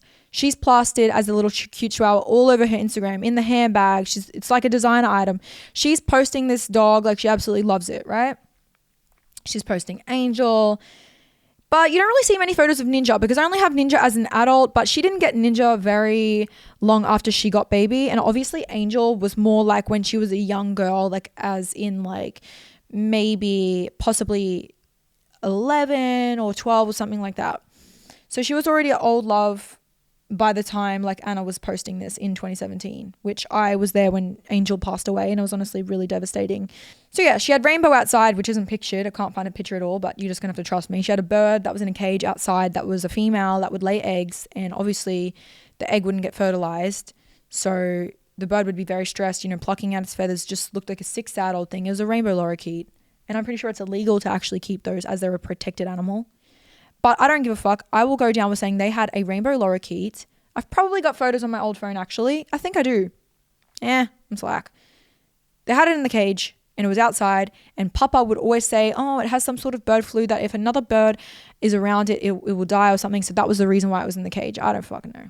So this is really interesting because obviously in my time, which you're about to find out, my time in the house living with these fucking people, I witnessed the birds being completely neglected after the fact of her buying cats. So obviously at first, when I first came, 2019, 2020, and then a couple months into 2021, she was the best bird mom ever. That content was slaying on TikTok. It was getting millions of views. She had Quakesy on her merch with stacks. She was very much bird influencer vibe, right? But before I get into that, on the 3rd of October 2018, she wrote this little cute message on her Instagram with a photo of her and Sunshine, I believe, the yellow parrot. And she goes, "When I first got this pretty birdie, she was super neglected by her previous owner. She pulled out all of her tummy feathers due to anxiety of always being left in her cage and was scared of everything.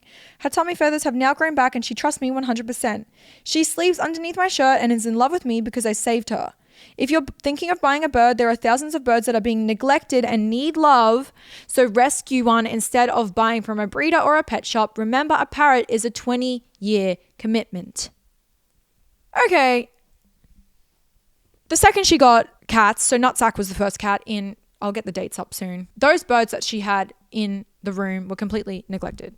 So the second Hans gets back to Australia from Germany, from being there when his family members passed away and he was getting treated horribly and spoken shit about behind his back the whole time. I'm going to get into Papa later. I need to talk about something else first. I'll get to it, all right? Anyways, the second Hans gets home to Australia, Vildan palms off the dogs to him.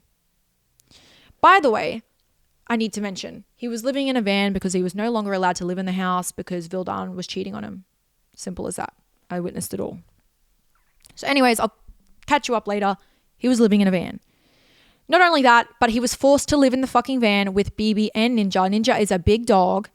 This van is tiny. This van is so small, and, Hans scraped together his last change to get that damn van because he had burnout from the way Vildan treated him throughout all the years that he did not want to sell antiques anymore, and he couldn't even sit at a desk and look at his laptop and actually work on it. Like, he struggled so badly with mental health issues and nobody gave a fuck about him except me and Glenn, and probably Glenn's family too, because I know they love him.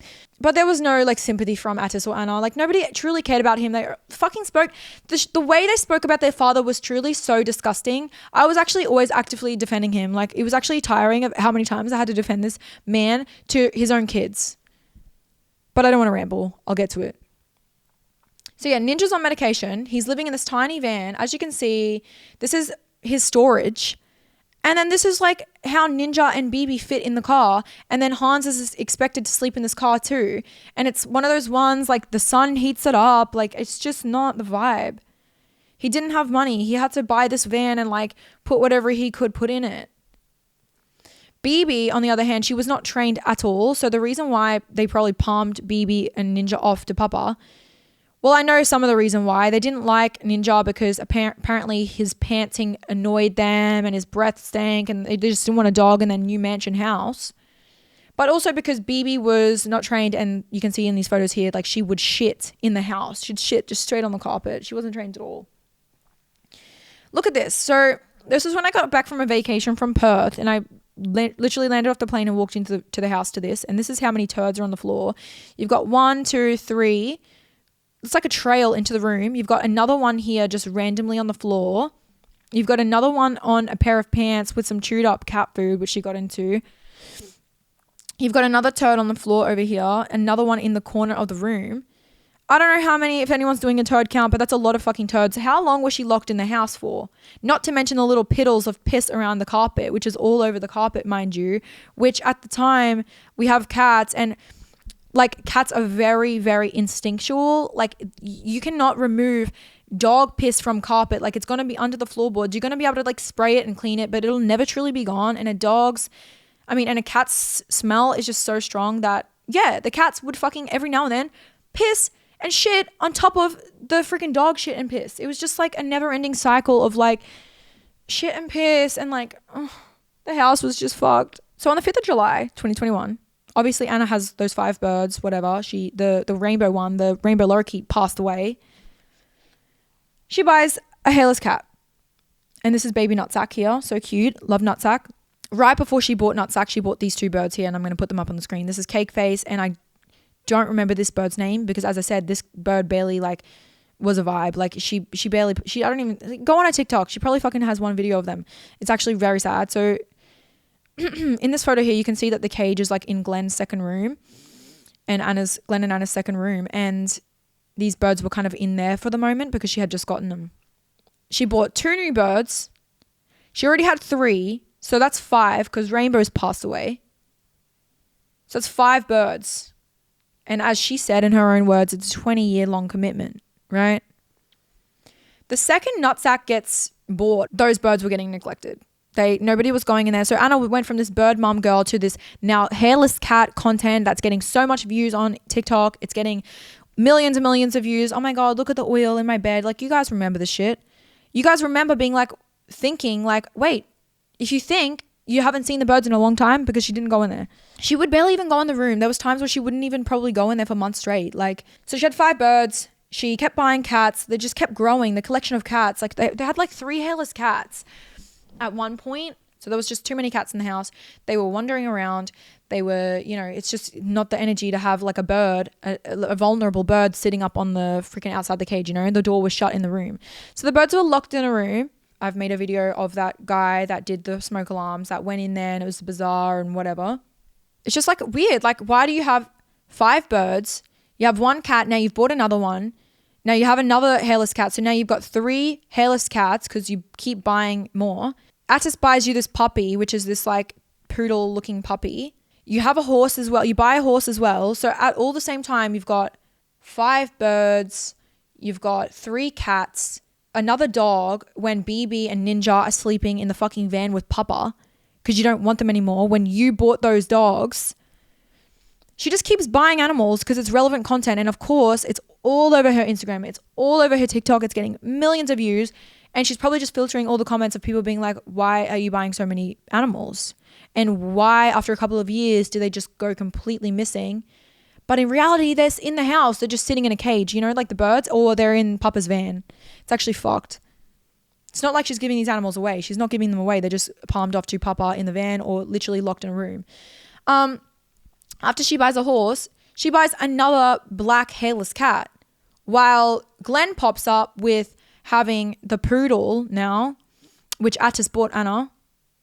And she doesn't want to take care of it anymore, which I'll tell you how I found that out later. And then, you know, she's just buying another hairless cat. So she's just got 4 hairless cats at her house. All these birds, which nobody's seen in forever. I'm just trying to show you guys the timeline of how many pets she has. And you've got BB, because Ninja ends up passing away. She's got BB in Papa's van, which she used to post all over her Instagram. Like posting like all this stuff with her. And then now like she's chopped liver and now she's living in Papa's hot van and like all the shit. So yes, just obsessed with buying new animals all the time. Like these animals on a 15 to 20 year commitment. And she'll just leave them to rot when they're not hot content, not relevant. And then Anna buys another bird, which pisses me off.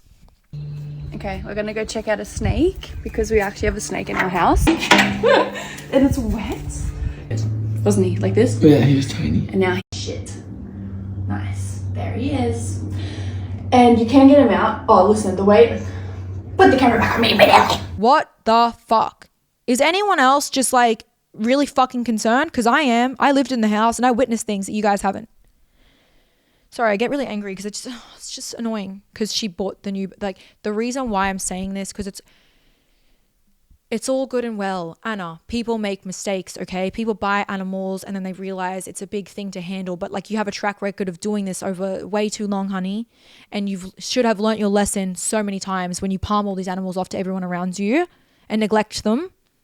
It's when you bought a new bird just this year that pissed me off. It pissed me off so much because there's no way I watched those fucking birds rot in a cage. And the photos I'm about to show you show that exactly. But you're now, after your other ones have died or whatever has fucking happened to them, because you literally said, oh yeah, Quakesy died, when Quakesy shouldn't be dead yet. Why is Quakesy dead? He's not old enough to be dead yet. Why is Quakesy dead? And we know why, because you neglected him and these photos show it. These photos show it. And nobody has fucking heard a word from about fucking Quakesy until you posted that he passed away and you bought a new bird. So insensitive in the same fucking video too. It's so disgusting, Anna. It's so disgusting. Stop buying animals and then making Papa take everyone all the animals in the fucking van. It's not Papa's fucking problem. Papa was not really happy with having all of these dogs. He was always saying how stressed he was having Ninja and Baby in the van and how it was too much. And, Anna would have to send him some money to, to try and keep care of these dogs, especially because Ninja had vet bills, a lot of vet bills, because he was very sick. So Papa wasn't exactly the happiest to have these animals in his care either. He would get quite stressed out, and it was something that he would always talk to me about, as well as whinging to Anna and Atis as well about having these animals. Did anybody give a fuck? No. Apart from me, which I had to fight for him to be able to even sleep in the garage, because Vildan did not like that. Stop fucking buying animals for content and then using them in content and then completely neglecting them when the camera's not fucking rolling, and then just buying new ones and palming them off or literally leaving them in a room to rot. It's so upsetting. Here's a healthy photo of Quakesy from, 22nd of April, 2021, before we ever bought a cat. Before Nutsack exists. This was Quakesy, 22nd of May. He looks horrible. He looks so... I know the bird pros are going to come. I don't know much about birds. Quakesy looks very, very unwell in this. He looks like he's been going through it. As I said, Quakesy went from being Anna's best friend, favorite bird. Anna had him out every day. I used to see her freaking putting him everywhere. He was everywhere. He was always out of the cage. I don't even think he lived in a cage. He literally would only go in the cage to sleep. To her getting a hairless cat now, and that's the hot shot content and Quakesy's chopped liver. And, of course, being a whole almost year later after having Nutsack, she just didn't care. It was all like she was taking Nutsack, wrapping him up in a towel, bringing Wormy, like driving to Sydney with him in her fucking cars and stuff, and then just neglecting these birds. They sat in a cage. They would sing, they would cry. I made a TikTok about it. My sister would go in there. I'm not putting photos of my sister in here because, I don't want to get her involved. It was just sad because they were just in a cage, no airflow. Garb, like you can see in this photo here with me with Konya, I'm crying and shit. There's like trash, like all this like clutter like built up in the room because that was just a room that Anna filled with shit that she didn't want anymore. Old clothes, old suitcases, just clutter and junk. The birds were just clutter and junk too. She just put them in there with a cage, and then she had her other room, which the birds were in before, where she set up a whole streaming setup and shit and kicked the birds out, and they were just shoved in a dusty ass corner. She didn't give a fuck about them. I'm so sorry. I'm so sorry, and I don't care. She did not give a fuck, and I saw it all for myself. Obviously, you can see here, there's, I'm not going to show the videos because obviously with allegations like this, you want to keep stuff redacted. There's a lot of information without this video that I have been keeping in a different folder that is just of a different type of caliber of a fucking receipt. These birds have been bumming around, rotting around in the cage. I would pop in and out there sometimes. I don't know birds. I'm so unfamiliar with birds that I didn't know how to deal with them. I would obviously take them out and put them on my shoulder, and I would take the most friendly one out, which was Konya. But like, as I said, like I don't know birds, and I would just like kind of give them little bits of fruit and kind of play with them for a little bit because I'd sing and scream. Like I'd wake up, I'd be in my bed in the morning and I'd just be screaming. Like the room would smell because like all the feathers kind of like mulch down into the cage, and it wouldn't be cleaned for forever. I mean, Glenn would clean the cages too. But as I said, he was spending a lot of time with Anna filming all of this content. He literally had to work like a dog for her. He was always out in Sydney doing long road trips, like doing all this stuff for Anna. So I don't want anyone to come for Glenn because Glenn was always out. Like he was literally always out. You saw Anna's vlogs. He was behind it all. He had to film it all. He was always driving. He was always doing something for her. So I don't want to hear people say that about Glenn. But as I said, I was out traveling too. I was out all around Australia, Hamilton Island, doing all this stuff. She did not care. She would take the cat in the car and like drive it around and like film content. She just neglected her birds. Papa, in November of 2022, started taking Quakesy out of the cage and taking him on little outings in the van. Obviously, I was out of the house. I was no longer living with these fucking disgusting people anymore. So I don't know what happened. But all I can see is what I can see, and that's evidence that Hans was taking Quakesy out of the fucking cage, and his tummy feathers look so fucking plucked. This bird looks so upset and unwell. The top of his head too, just losing feathers from stress. 2 of her dogs are dead now because I don't know what happened to them. They would have got sick and died or whatever. Maybe old age got one of them. And then BB's still alive and she's living in the van with Papa, and Papa's just taking care of her now because again, she's chopped liver to Anna, even though she fucking bought her and loved and adored her for years and years on her Instagram, and then until she wasn't content anymore. She bought the birds. They were hot content for a bit, you know, doing the whole Instagram, doing the whole YouTube videos and stuff like that. And then in 2021, she buys her first hairless cat. And then she keeps buying so many hairless cats that the birds get neglected, which they all end up dying. Queeksy is now dead. I have not seen Konya, Sunshine.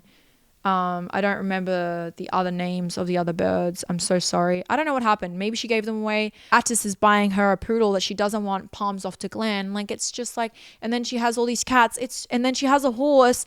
When you're in my position, when you see how fucking sad and depressed Papa was living in that van, first of all, and then him having to live in that van with Ninja, this giant dog, which is sick, by the way, and then Baby, which is just like, you know, fucking crowding that van, and it's hot and it's summertime in Australia, and you know the things that they say about their dad and the way they make it difficult for him to live. It's just very sad and disgusting. But anyway, she bought a new bird, and the first thing she's doing with it is making all of these videos on TikTok, posting all of these Snapchat highlight save stories, being like having a parrot. Like, it's all for content. And if I didn't sit here and say what I've been saying right now, in 3 years, like, this is what would have happened in 3 years from now. You'd be seeing that fucking bird debuting on Hans Paul's Instagram on his lap every now and then, because it's sitting in a cage at home. Now we need to get into my next topic. So this is a really hard one. This is just so fucking difficult to talk about because it's fucking upsetting. And this is, you know what? And I don't even care. So in my video on TikTok, I was only tearing up when I was talking about Papa. And you know why? Because he's a good man. I know Papa's a good man. I know he's an amazing, empathetic, amazing person. He's just a good person by nature. So yeah, do I get more sad talking about hardships that he's gone through? Yes, because I fucking cared about him and I saw him like a father. He was an amazing man. I'm so sorry, Papa, that I have to like air this information out. It wasn't me that aired it out. It was someone else, an influencer in the scene, that aired it out because they know your ex-girlfriend. And as we all know, Papa, you cry, you can get drunk, you can feel types of ways about shit that has gone on. And we know you're at the pub telling people, but just like friends that you had made there, employees there, you had confided in your ex-partner, you were confiding in random strangers at this place because that's your safe place. Just like you would confide in me when I would be at the house in the kitchen and you would cry to me about things in your life and I would sit there and talk to you and listen to you while no one was around for hours on end. I know you're a good person and I have nothing bad to say about you. And I just want to start with saying that I have nothing bad to say about Hans Paul, and I will never have something bad to say about Hans Paul because he's an amazing fucking man. And even, I'm quoting his own words, he doesn't even know where he went wrong with his kids. He doesn't know. He doesn't know where he went wrong with raising those fucking kids because they're foul and they're just like their mother. And I'm so sorry. I don't want to come across like this, but it's just the truth. And I don't know how else to fucking say it. Hans Paul is homeless. I'll set the scene for you. He worked his ass off. He had so many nice cars. He's from Germany. He's provided for his family. He would sell antiques. He would make so much money. He would fucking always have them living in a nice situation, always having money to provide, nice gifts, everything. But I want you to know that even though he was the main provider for the entire house, Vildan had some sort of resentment and animosity towards this man. It was like she was with him, but she hated him. And she would always talk shit about him to her kids. So obviously growing up, Papa was always there, but Vildan was always in these kids' ears with shit. This is information that I got told by Hans. I don't want to hear anything about it. This is not he said, she said. I heard this from the source. Vildan was just... What I can say about Vildan is she's not a nice person, okay? She's not a nice person. She is very fucking nasty. The things that come out of her mouth are very fucking disgusting. She's just not a nice person, okay? This is not something that I would have come on here because I don't like talking necessarily about parents, but it is a really disgusting, horrible, fucked up thing, and something that I witnessed while I was dating and things that I witnessed after because I lived down the road from these people. So I saw and heard and interacted and saw him and whatever. So I just want to show you something that Veruka posted first, which was this video. Okay, I just have to say something. It's eating me alive to not say anything. I'm going to set the scene for you, okay? When my son was still alive, I had this woman, like a family friend of mine, come over to look after my son. I'm just telling you how I found out, okay? She'd come over to look after my son while I went to the dentist or I went and did whatever, you know, whatever. My son dies maybe 2 days later, she comes over, she's talking to me. She's just talking to me about random stuff about her life, you know, not about the death of my baby. And she's like, oh, do you know so-and-so from the internet? And I'm like, yeah, I do. I don't live under a rock. Of course I fucking know who that is. She tells me that she's going on a date with her dad, like, and she has been low-key kind of dating him on and off, like, you know, they eat lunch together or whatever.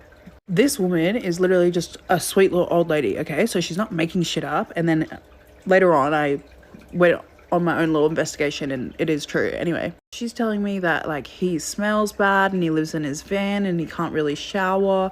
He doesn't have money for food. And I'm like, what are you fucking talking about? That man's daughter is so fucking wealthy. What do you mean he doesn't have money for food? At first I didn't believe it. I went, no, I'm pretty sure he lives in the house. I've seen them post videos saying that he lives in the house.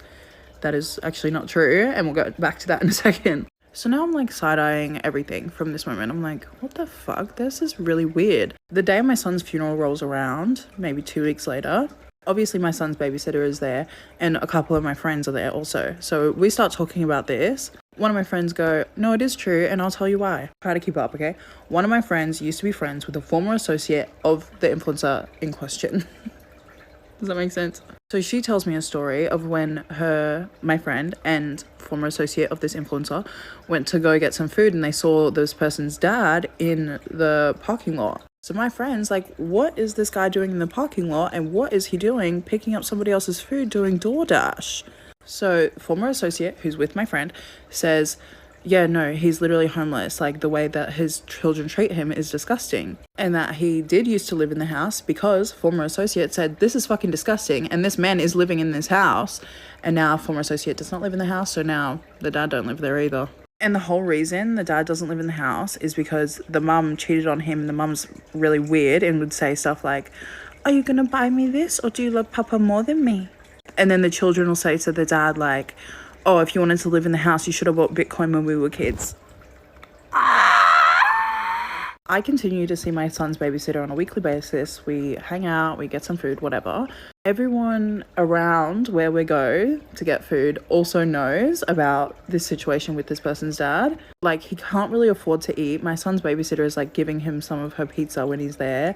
He recently only got a bottle of water and ran out on the bill of a bottle of water because he literally cannot afford it. And what eats me alive is the fact that this girl sits on the internet and says, I'm a gift giver, I love giving back, I love my family. When in reality, she's texting her dad, hey, I need you to come over to be in a video. And her dad is apparently such a sweetheart and such a nice man that he will never ever say anything publicly about it, or even to his children about it. He'll just go along with this because he would rather still get to see his children just to be in a video for public appearances, because he's just hoping one day that his children will wake up and not be a fucking cunt anymore.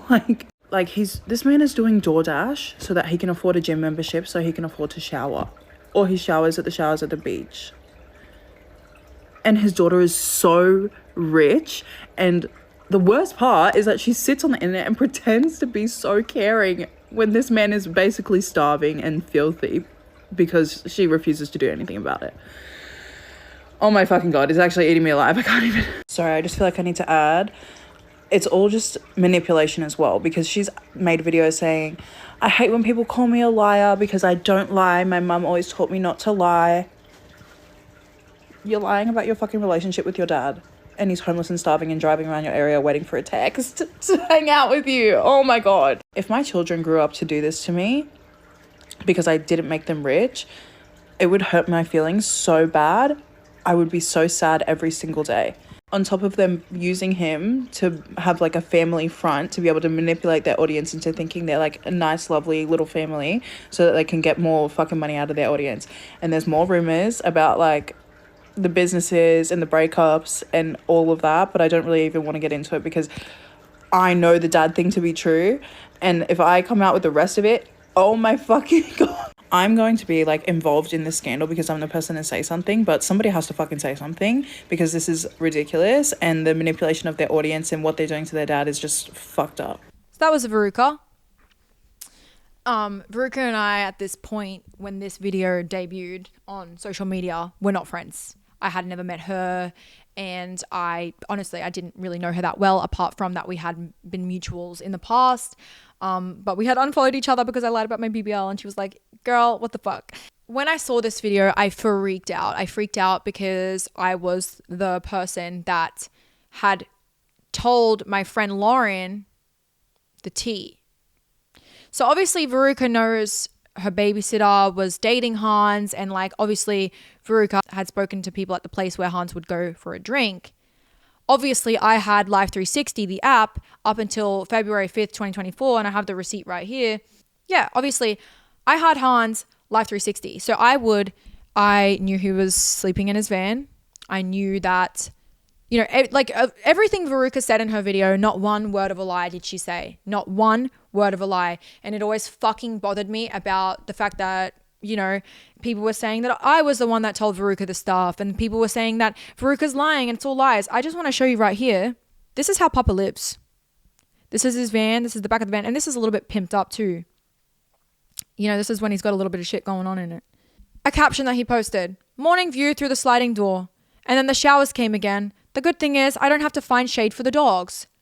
So he's lived in this van, and his daily routine is making a little coffee on his little pot and pan at the back, parked up at, I'm not going to tell you what location, but I know the locations because, as I said, right before I would go to sleep every single night, I would check my Life360. I had Papa's location because I needed to like make sure where he was. Like, call me a crazy ex or something like that. I don't give a fuck. My care and admiration for Hans Paul has nothing to do with Atis Paul, and never has. I witnessed the way they treated this man, and I knew because of how hard I had to fight for Hans to live in the house, even just park his car in the garage to sleep in there was insane. I literally stood up to Vildan, Atis, Anna, and everyone, and I told Hans to his face, I don't care what they say. I pay the rent. You are allowed to come and sleep in this garage. It's $3,650 a week, and I'm paying it. I'm paying like half of it. I'm paying majority of this damn rent. I'm paying like a full big chunk of it. Hans Paul, you have every right to sleep in the garage, and I'm going to put a spare bed in this room, and here's a nice little bathroom, and you have permission from me to be able to use it.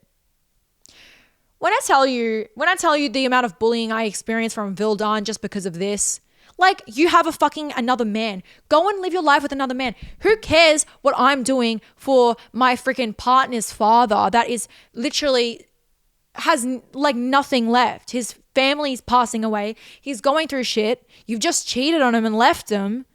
Oh my God, I'm so sorry, but I need to tone it down, but just the amount of anger I feel because I'm just so angry for Hans Paul. I've always been angry for Hans Paul.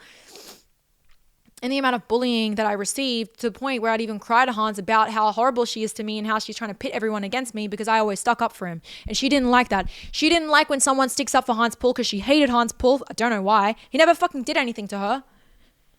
She always needed the kids' attention. That whole like thing Veruka said, like, do you love Papa more than me? That's so true. It's true. It's true. It's true. Hans was bringing the food to the table, keeping the lights on, keeping the roof over their head. And she was neglecting foster kids for money for Restovite. She might have bought Anna something that she didn't need, like a Tiffany & Co. ring, but somehow Mama was such a hard worker. Mama was the one that was doing everything, and like it was just like these kids' realities are so warped. Their father did so much for them, and Vildan gets all the credit, and she pits her own kids against him, and it's fucked to see. I'm so sick of it. So here's a photo of Hans with his coffee in, January 2022 when he was sleeping in the garage. Morning coffee, he said. So when I say that the Pauls grew up wealthy when they were younger, would I say wealthy? Like, I would say, yeah, they had designer. They lived in a waterfront home. To me, that's wealthy. Do I think insanely rich? No. But he was making hella money. He was making so much money. He was paying the rent. Food was on the table. They were having good Christmases. They were having fucking food on Christmas. They weren't starving, for crying out loud. They were going to cafes. They were going on shopping sprees. Around the time of like 2018, 2019, Papa would always explain that he has burnout. So he worked so hard throughout his whole life to provide for these kids. Around 2019 or 2018 or something like that, he started experiencing problems, like where it was mental. Like, he didn't want to do the work. It's something called burnout. I don't know. Do the Googling. I think that it's a very real thing because I've just experienced burnout myself since 2023. I've experienced burnout myself. I believe in it. Anna, Atis, and Mama would make so much fun of Papa and say burnout doesn't exist and make so much fun of him. Not only that, but they just say the most disgusting, foul things about their dad. They talk so much shit about him. They say he stinks. They say this and that. All these things. Like, it's just so mean. They just bully him to his face and also behind his back. It's just sick. And also they allowed their mother to cheat on him for God knows how long.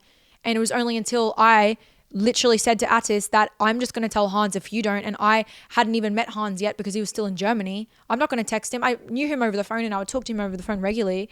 But Atis was knowing that his mother was out with another man, dating, and not even telling his own dad that she's fucking doing this. And I understand, like, being in the middle, like, parents are getting divorced and breaking up. Like, I understand it's hard, but at the same time, like, your father is calling you and he's crying because he has burnout and he wants to come home and he misses you so much. And the only reason why he's not there is because he's dealing with the loss of his parent is so sick. Like, I don't know. So I made him tell him one day, and once he found out, whatever. Hans would do Uber Eats orders. So I don't have DoorDash. I don't have the app. I'm guessing he just sometimes used Uber Eats, sometimes used DoorDash. But you can see here on the 17th of September 2023, Hans brought me a large McDonald's delivery and I tipped him $444, the tip. Because in the house, we obviously believe in angel numbers and we would always talk about angel numbers. I saw the photo, it was Hans, and I was like, oh my God. I live in the same estate of these people, live down the street from these people now. Obviously, we were broken up at this point. But, I would still get notifications on Life 360. We still had each other's location up until 5th of February 2024. This is just the last screenshot that I have of it, but he turned off his location when Veruka had made a statement. So losing Hans's location to me was such a loss, not for any other reason other than I worry about him. I worry about him a great deal because I know he's sleeping in parks. I know he's sleeping at the Woolworths car park because anytime I would go with my friend Lauren, we'd see him in the car park. He'd be asleep there. He'd be using Wi-Fi. I know that he would get kicked out by security at night because, he wasn't allowed to sleep in his van there. Just, things like that. Hans would like my close friend stories. We were still friends. You know what I'm saying? I still cared about him regardless of what I thought about Anna and Anna's Paul. I don't really care. And Vildan. Like, those are horrible people. I don't have a bad word to say about Glenn. I don't have a bad word to say about Hans or Glenn's family. No, everyone else, like, these are all victims in my eyes. In my eyes, they're all victims, especially Hans Paul. He's a big victim of that family. So obviously when this Veruka video came out, it was insane. It was big. The whole internet was talking about it.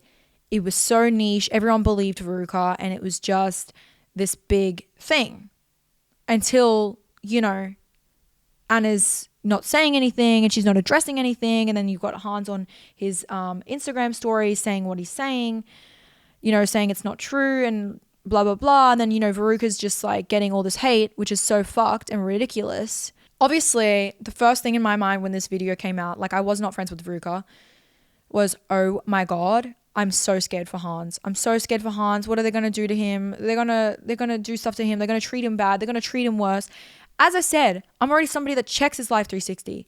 I'm already someone that tries to check up on him to make sure, like, he's okay. Because I knew he was homeless. I knew he was showering at the beach. I knew he would be at the freaking sleeping in the car park in that stinking ass van. Like, I knew it all. So my first thought is, oh my God, holy fuck, I need to message Anna right now. I need to double check what's going on. So I text Anna and I said, I don't know. I just love you guys so much. Shit's fucked. But I just messaged. I needed to get intel. I needed to see what was going on. I was worrying about Hans and I did not text Hans because I knew he wouldn't reply to me. Anyways, this is a voice message that Anna sends back to me when I text her about it. I've spoken to Papa and I've told him, like, what are you telling people? What the fuck? I had messaged him, like, a huge thing, like, to always talk to me if he ever needs anything, blah, blah, blah. Like, he knows. And he says to me, like, I know I have your card and I can pay for anything I want at all times. Like, I know this. I would never say a bad word about you guys ever. That's his vibe. So I'm like, okay, but just make sure you don't talk to random people about our life. And he's like, I never have. So I'm like, okay, what? But people are saying you are, but okay, Papa, I believe you. Do you know what I mean? Like, that's the vibe. As for going off call with her, I don't even know. I want to just ignore it. So yes, in that video, she's well aware that it's a possibility that Papa is going around at this bar and bistro. You know, he's drinking there all the time. He's hanging out there. He's making constant friends there. He's dating women from there. That he's telling people this stuff because the source is Hans Paul as well. Like at the end of the day, he's telling people at this venue that he doesn't have money for food. He's telling his girlfriend that he doesn't have money for food. He showers at the beach. She's giving him some of her pizza whenever he's over because he's hungry. And when she said, Papa knows he can use my card, I knew damn well this woman made so much fun of her father, bullied him in our group chats. This is a screenshot I found of, you know, her bullying him about using $3 on her card. She is so nasty, just like her mother. Her father has burnout and is unable to work now due to stress and shit that he endured from her mother. So I knew this was a crock of shit. I knew how she spoke about her father. And this is just so funny that I've managed to find a screenshot of this exact situation that I've been talking about. I don't believe the card thing. That's just BS. Vildan would never let that slide. And Vildan would always like put up a stink. If anyone in the house wanted to give Hans any fucking money, she would just be jealous and weird. Oh, gosh. Gosh. She doesn't like when Papa gets given stuff. She's just weird. I don't know what she's like now, but this was what she was like back then. And I bet she's still the same. Hans has cried to me about stuff. I'm going to get into it later, but that's the vibe. So then she sends me this photo of her and Papa and, you know, she's doing a thumbs down, sad face. Hans is sitting next to Anna. He looks so fucking sad. He looks so sad. I'm like, fuck. Shit's exposed. It's all true. No word of a lie, but it's all out. And I didn't want it out at this time. I was still loyal to these people. I was, even though I would tell my personal close friends like Lauren and anyone else that was close to me what the horrors I had gone through with this family, I didn't want it on the internet. I didn't want it public. And it was out. I mean, I saw this photo of Papa. I said, I hope you guys are okay. And I fucking knew. I knew. Fuck, she's going to be so pissed. She's going to be so angry because she knows Papa's telling people this because of course he is. It's all true. So I told her basically, you know, people from the place where he goes have been talking about it. People see him doing the DoorDash. People are coming out on TikTok with receipts of Hans bringing them the DoorDash and the Uber Eats. And there's like, you know, employees coming out with their side being like, yes, I talk to Hans, I serve him, da-da-da-da-da-da. There's this whole narrative, right? This whole narrative that I defended Anna and I said Veruka was lying online. I've never said online since this entire thing came out that Veruka lied. I never did. I never said she was lying because she's not lying. Yes, Anna in her new video said, and this person, when the Papa stuff came out, she was helping me through it. Yes, of course I was helping you through it. Papa was with you and I knew all hell would break loose. I was texting you. I needed to find information. I needed to make sure everything was okay. Your father turned his location off and I started freaking out. All right? So Veruka and I were in contact at this time because I had contacted Veruka because I was like, holy fuck, this shit is so big. I need to know what's going on. She told me the story in full. She gave me more details. Basically, she says, I made out like a liar again when I'm not fucking lying and there's so many people that know I'm not lying and refuse to say a thing. Which is so true. Right? I knew that she wasn't lying. I was fucking there. I saw it. I've seen Hans crying in the kitchen. I've seen him at Woolworths. He's homeless. I've been in arguments with their fucking mother and Atis and Anna and shit, trying to fight for him to be able to sleep in the house. Like, I've been there. I've seen it all. It's all true. It's all facts. I've seen the way they treat him. I know he's homeless. I know he's sleeping at the beach. I know he's fucking showering at the beach and showering at the gym. I know it all. And I'm actively, again, what you guys always have fucking known me to be, a fucking bystander, a follower, a zip lip, like this fucking person that is not fucking saying anything, not speaking up, not even speaking up for herself in the past. She's the shittiest track record ever. Only very close personal people to me knew these horrors about this fucking family. And I would only tell them because these fucking people were parasocial fans of this family and I just wanted to tell them some fucking facts because, you know, somebody that fucking dated the man for 3 years and lived in the fucking house for longer than that. Anyways. So Veruka was very upset. The internet was turning on her. They were bullying her and they were thinking that it was all a bunch of bogus bullshit when it was all true. I messaged her back and I said, I told Anna this morning that Hans has been going around and saying stuff to everyone and stuff like that. He's known to get drunk and start speaking in emotionally and stuff like that. I've seen it personally myself and I've told Anna that directly. So I think she's going to be having a big talk to him and getting down to the bottom of it, because at the moment he's saying he hasn't said anything, and he's also saying he didn't say anything to the girl he dated. But I know that's not true, because there's stuff that you know that I know is true that only she would know because he has told her that. Because this information was stuff that I never even told Lauren, or just never even told a close friend of mine. I just knew it was fucking true. So Hans Paul, not only is he dealing with the wrath of what his life is, he is so emotionally broken that he's at the pub crying to people or telling them about his life. I don't know the details about whether he's crying to them or not. Crying, I don't know, but like at least telling them about his life, how he doesn't have money, how he lives in his van and his kids treat him horrible. That's what he's telling these people. So obviously after these messages with Veruka, I took it upon myself that I needed to say something, because if I did not say something, Veruka's getting called a liar and there's no sort of resolution to this thing. I wanted to kind of be a middle ground. I wanted to speak a little for Veruka and defend her, but I also wanted to tell people to leave Anna alone and just... So Veruka's getting so much hate from that. So I took it upon myself to post this video and delete it within like 3 minutes. I don't think Veruka is lying. I genuinely think she was told this information, and most of it is true to some extent, but like it is just a preferred way of life by him. So I think everybody needs to stop talking about this. Leave Veruka alone. Please don't bring up her dead baby and fucked up shit like that. That's disgusting. And also, let's just stay out of Anna's family life, because I finished to say that has nothing to do with us, yada, yada, yada. Please, haters, I want to know where in that video I said Veruka was a liar. I would love to know. I said Veruka is telling the truth. All right, case closed. So everything Veruka said, I'm not going to ramble on for too long now. Everything Veruka said was true, things I witnessed. And at the time when this all came out, I wasn't ready. I wasn't ready to speak. I wasn't ready to break that loyalty that I have held for this family for so long, which I don't even fucking know why. I did not owe that family fucking shit, and I shouldn't have done anything. But as I said, her fans are crazy. Veruka experienced the wrath of those fans, and they're fucking crazy, and I didn't want them on me, so I never fucking said anything. Even our hairdresser Jilly says, dude, I even witnessed it. He legit was sleeping in his van in the garage. That was just another witness, witnessed that shit. We don't have enough proof on his Instagram that he's living like that.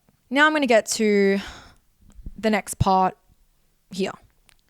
I made a public comment on a video of Sarah Paul and Hans Paul. Sarah Paul is a close friend of mine. She is a very lovely, sweet angel girl. She does motherhood content. She is a content creator on TikTok. I think everybody should go and give her a follow, send her some love. Her and I have gotten close over the years, and obviously she is a sibling to Anna and Atis Paul, whom is from Hans in Hans's previous marriage or previous relationship. And we have always remained friends regardless of whatever's happened between Atis and Anna and I, because she does not have a relationship with Anna and Atis and Vildan, because she never has.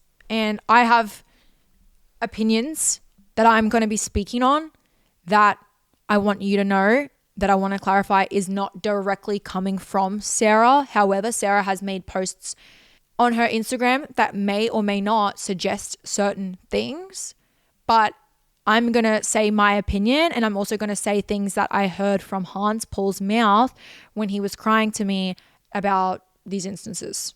So I made this comment. I said, their mother is a horrible, nasty woman that robbed Sarah of her father, because this was a compilation of all these photos of people finding out that Anna Paul had another sibling because nobody knows about it.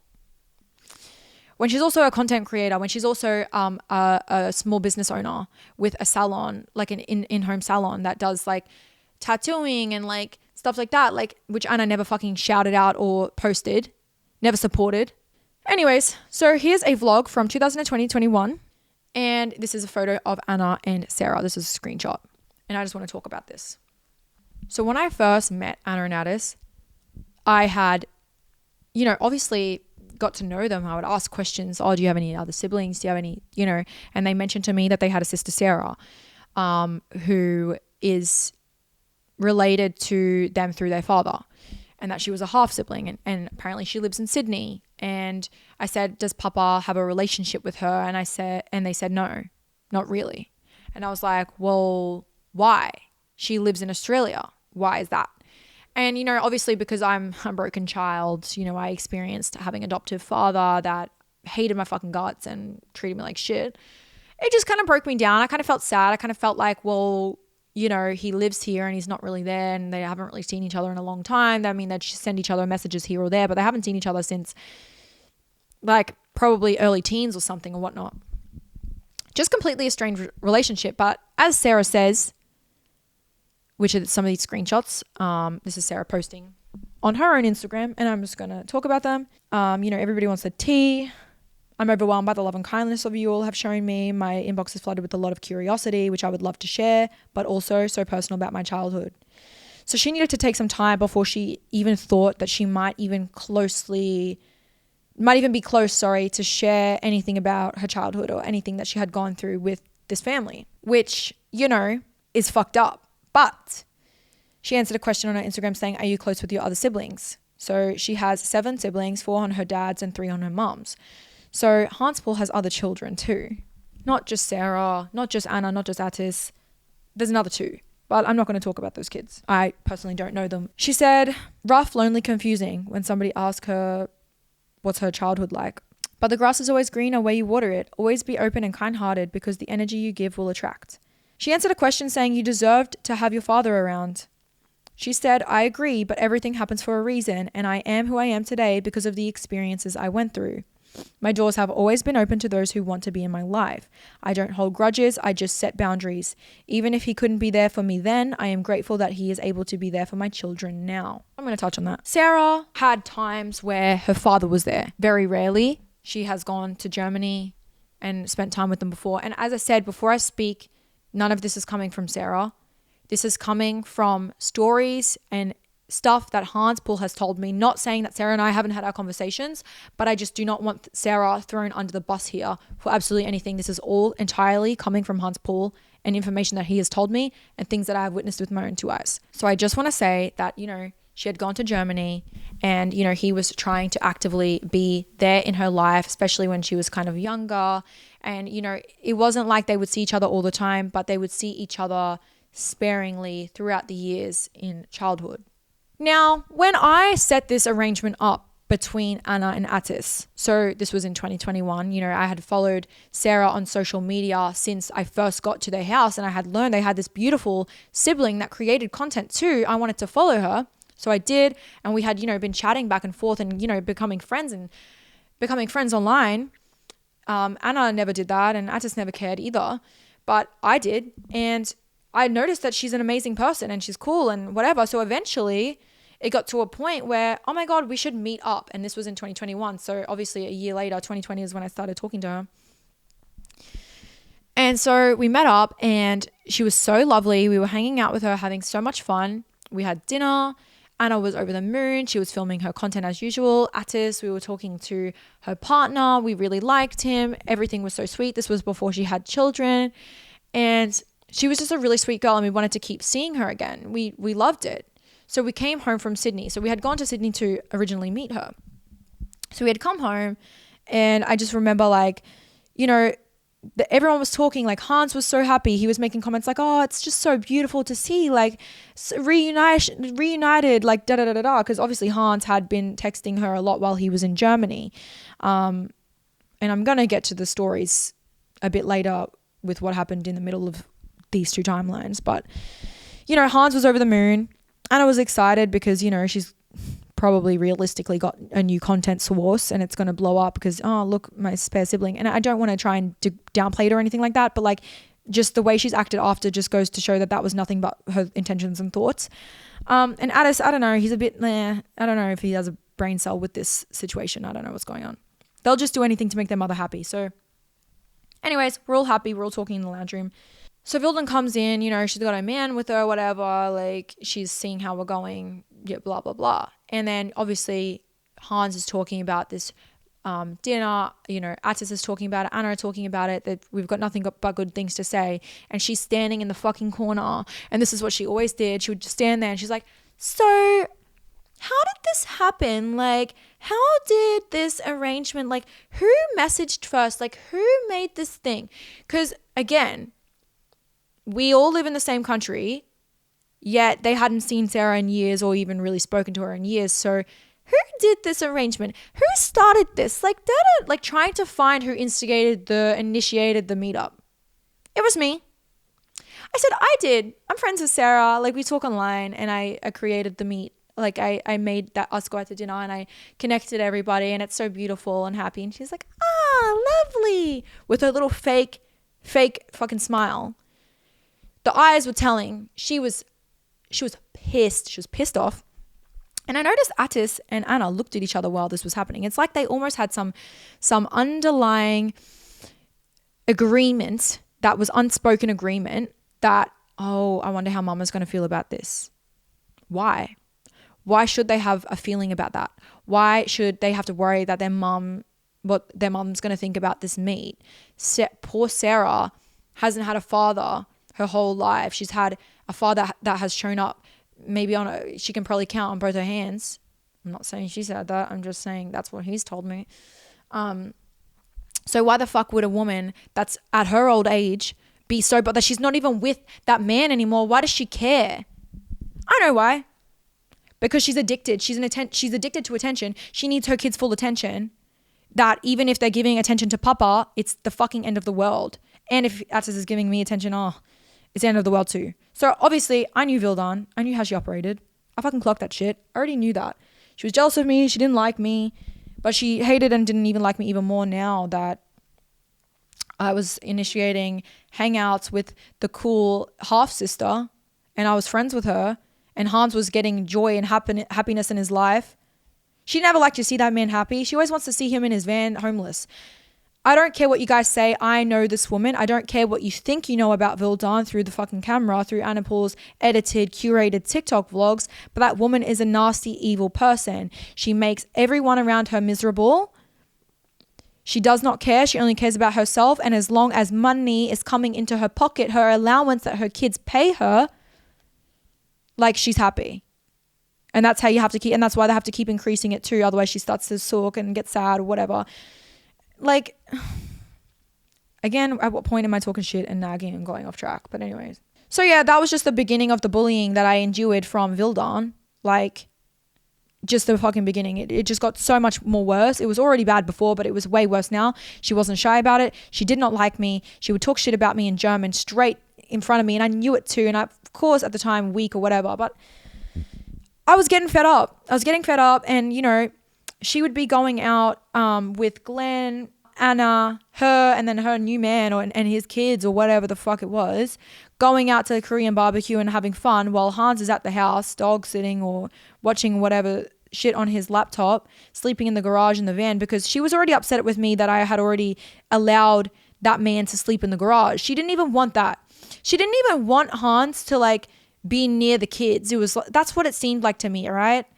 Again, I don't want to ramble, but the reason why Paul was allowed to sleep in the garage and be in that house and have a bathroom to shower in was because of me. And all I ever heard out of Atis and Anna Paul's mouth was complaints about how the bathroom stunk like him and just laughing at him and how we don't want Papa here and all this shit.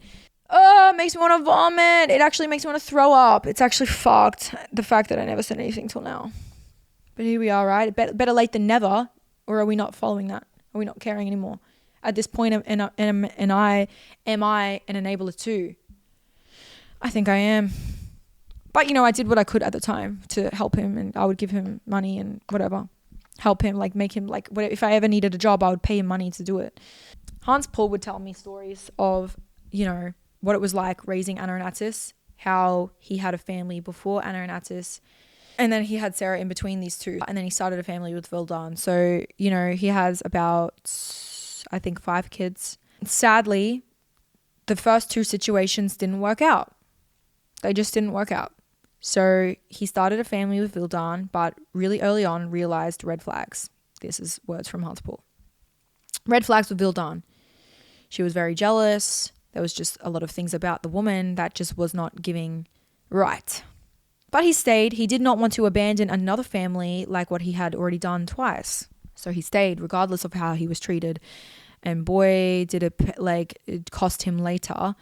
But, he still had contact with Sarah's mum and Sarah during these times of raising Anna and Atis, and would invite Sarah over and have play dates and things like that. But Vildan was very jealous of her mother. She was obviously this beautiful Thai woman, and she was very jealous. And I know Vildan, she's a jealous woman. She's so jealous. She's so jealous of her son's relationship. She wants her son all to herself. She'll put the woman through grief every time. She did it to his ex. She did it to me. Like, this woman just needs everything. She needs all the attention. She needs to be the loudest in the room. She needs to have all the money that the kids are handing out. Like, she didn't like that I gave Hans money. She just didn't like me because I saw Hans and I treated him like a human being, and I wasn't going to bully him like his fucking kids did to make her happy. It was almost like they'd do this and say this to make their mama happy. It brought her happiness to see Hans low and down in the dumps. But yeah, so throughout this, Hans would try and initiate, conversation with Sarah's mom and like the play dates and the organizations. And obviously throughout her childhood, there was sparing times where she did have interactions with Hans, play dates with her siblings, and she went to Germany one time and all that. But behind the scenes was a giant headache. Vildan gave Hans so much grief that, she would literally say, like, she's not coming, you're not allowed to talk to Sarah's mom and Sarah, otherwise I'm leaving you, and stuff like that. And this is no word of a lie. Hans Paul told me this out of his mouth. And I believe him. I know that for sure. I know what type of woman she is. She's an evil, nasty woman. And she did not treat Sarah good. And this came from Hans. I'm not saying this came from Sarah. She didn't treat Sarah good. She was nasty and evil and horrible. And any time that she had with her, she was just like a nasty stepmom. You know what I'm saying? Just jealous and nasty. So eventually, throughout the time that she shared there, it was getting harder and harder and harder for Hans to be allowed to have contact with Sarah and Sarah's mother. So in the end, apparently, he just went quiet. And the stories match up to the other ones I've heard that he's told me and then I've heard. So at what point are you a bad father or a victim? I don't know. And I said I wasn't going to say a bad word about Hans Paul in this podcast. But I will just say I'm a little disappointed at just the effort that he has put in to fight against that woman. I understand he did not want to lose his family. And I know that Vildan gave him insane ultimatums. And I know that even still now, and I'm not saying I've been told this, but I'm just saying I know because I witnessed it, the ultimatums that he would be getting right now, considering Sarah has children, because Sarah is kind of like on her story, she's friends with me, she's on her story kind of saying stuff. I just know the ultimatums are crazy, and I just know that Hans, if I witness you not in your grandkid's life, that I know that it's Vildan, and I know it's your kids, and I know that that's not your choice, and I'm disappointed, and it's pathetic, and you need to step up. You need to step up to the plate. But if that's something that you don't want to do, and you're going to allow yourself to be fucking puppeted around, then that's on you. And I'm sorry, but that's so miserable and not what you stand for. And I know it's not. And I know that if you listen to this, because I know that you used to watch Alice's live streams and watch what she would say online and felt bad for her and sympathized with her as a victim because you know your kids are fucked, you would tell me that you don't know where you went wrong with raising these kids and that they're just like Vildan. And I agree. They are fucked. Those kids are nothing like you. They are exactly like their mother. Just like when you told Atis when he got done for scamming, when he was a bit younger, that you can't believe it, that he's your son, because that's so not you. Yeah, I just think that it's pretty disgusting that you allow people around you to dictate your relationships with your own children and grandchildren. But I'm not going to talk too much on it. I know that you've been through a lot. I know that you've been through a lot over the years. I witnessed you going through so much. You had burnout. You provided for your family. It was never enough. They would bully you. They would make fun of you. They would treat you badly because Vildan would fucking manipulate those kids to think that she did everything nice when you were putting the lights on and the food in the mouth. Like, not to repeat myself and ramble, but it truly just makes me so upset. And I'm so glad I'm not crying here because the last couple of podcasts that I've had to film, it was just messy, disgusting crying. And I can fully say with my chest right now, Hans Paul is a victim of the Paul siblings. He's a victim. He's a victim, and he'll never admit it, and he'll never talk. He'll cry to people at the pub, but he will never get on here and say anything. And he'll probably just get on here and defend them because he has to. Now we're going to move on to the breakup.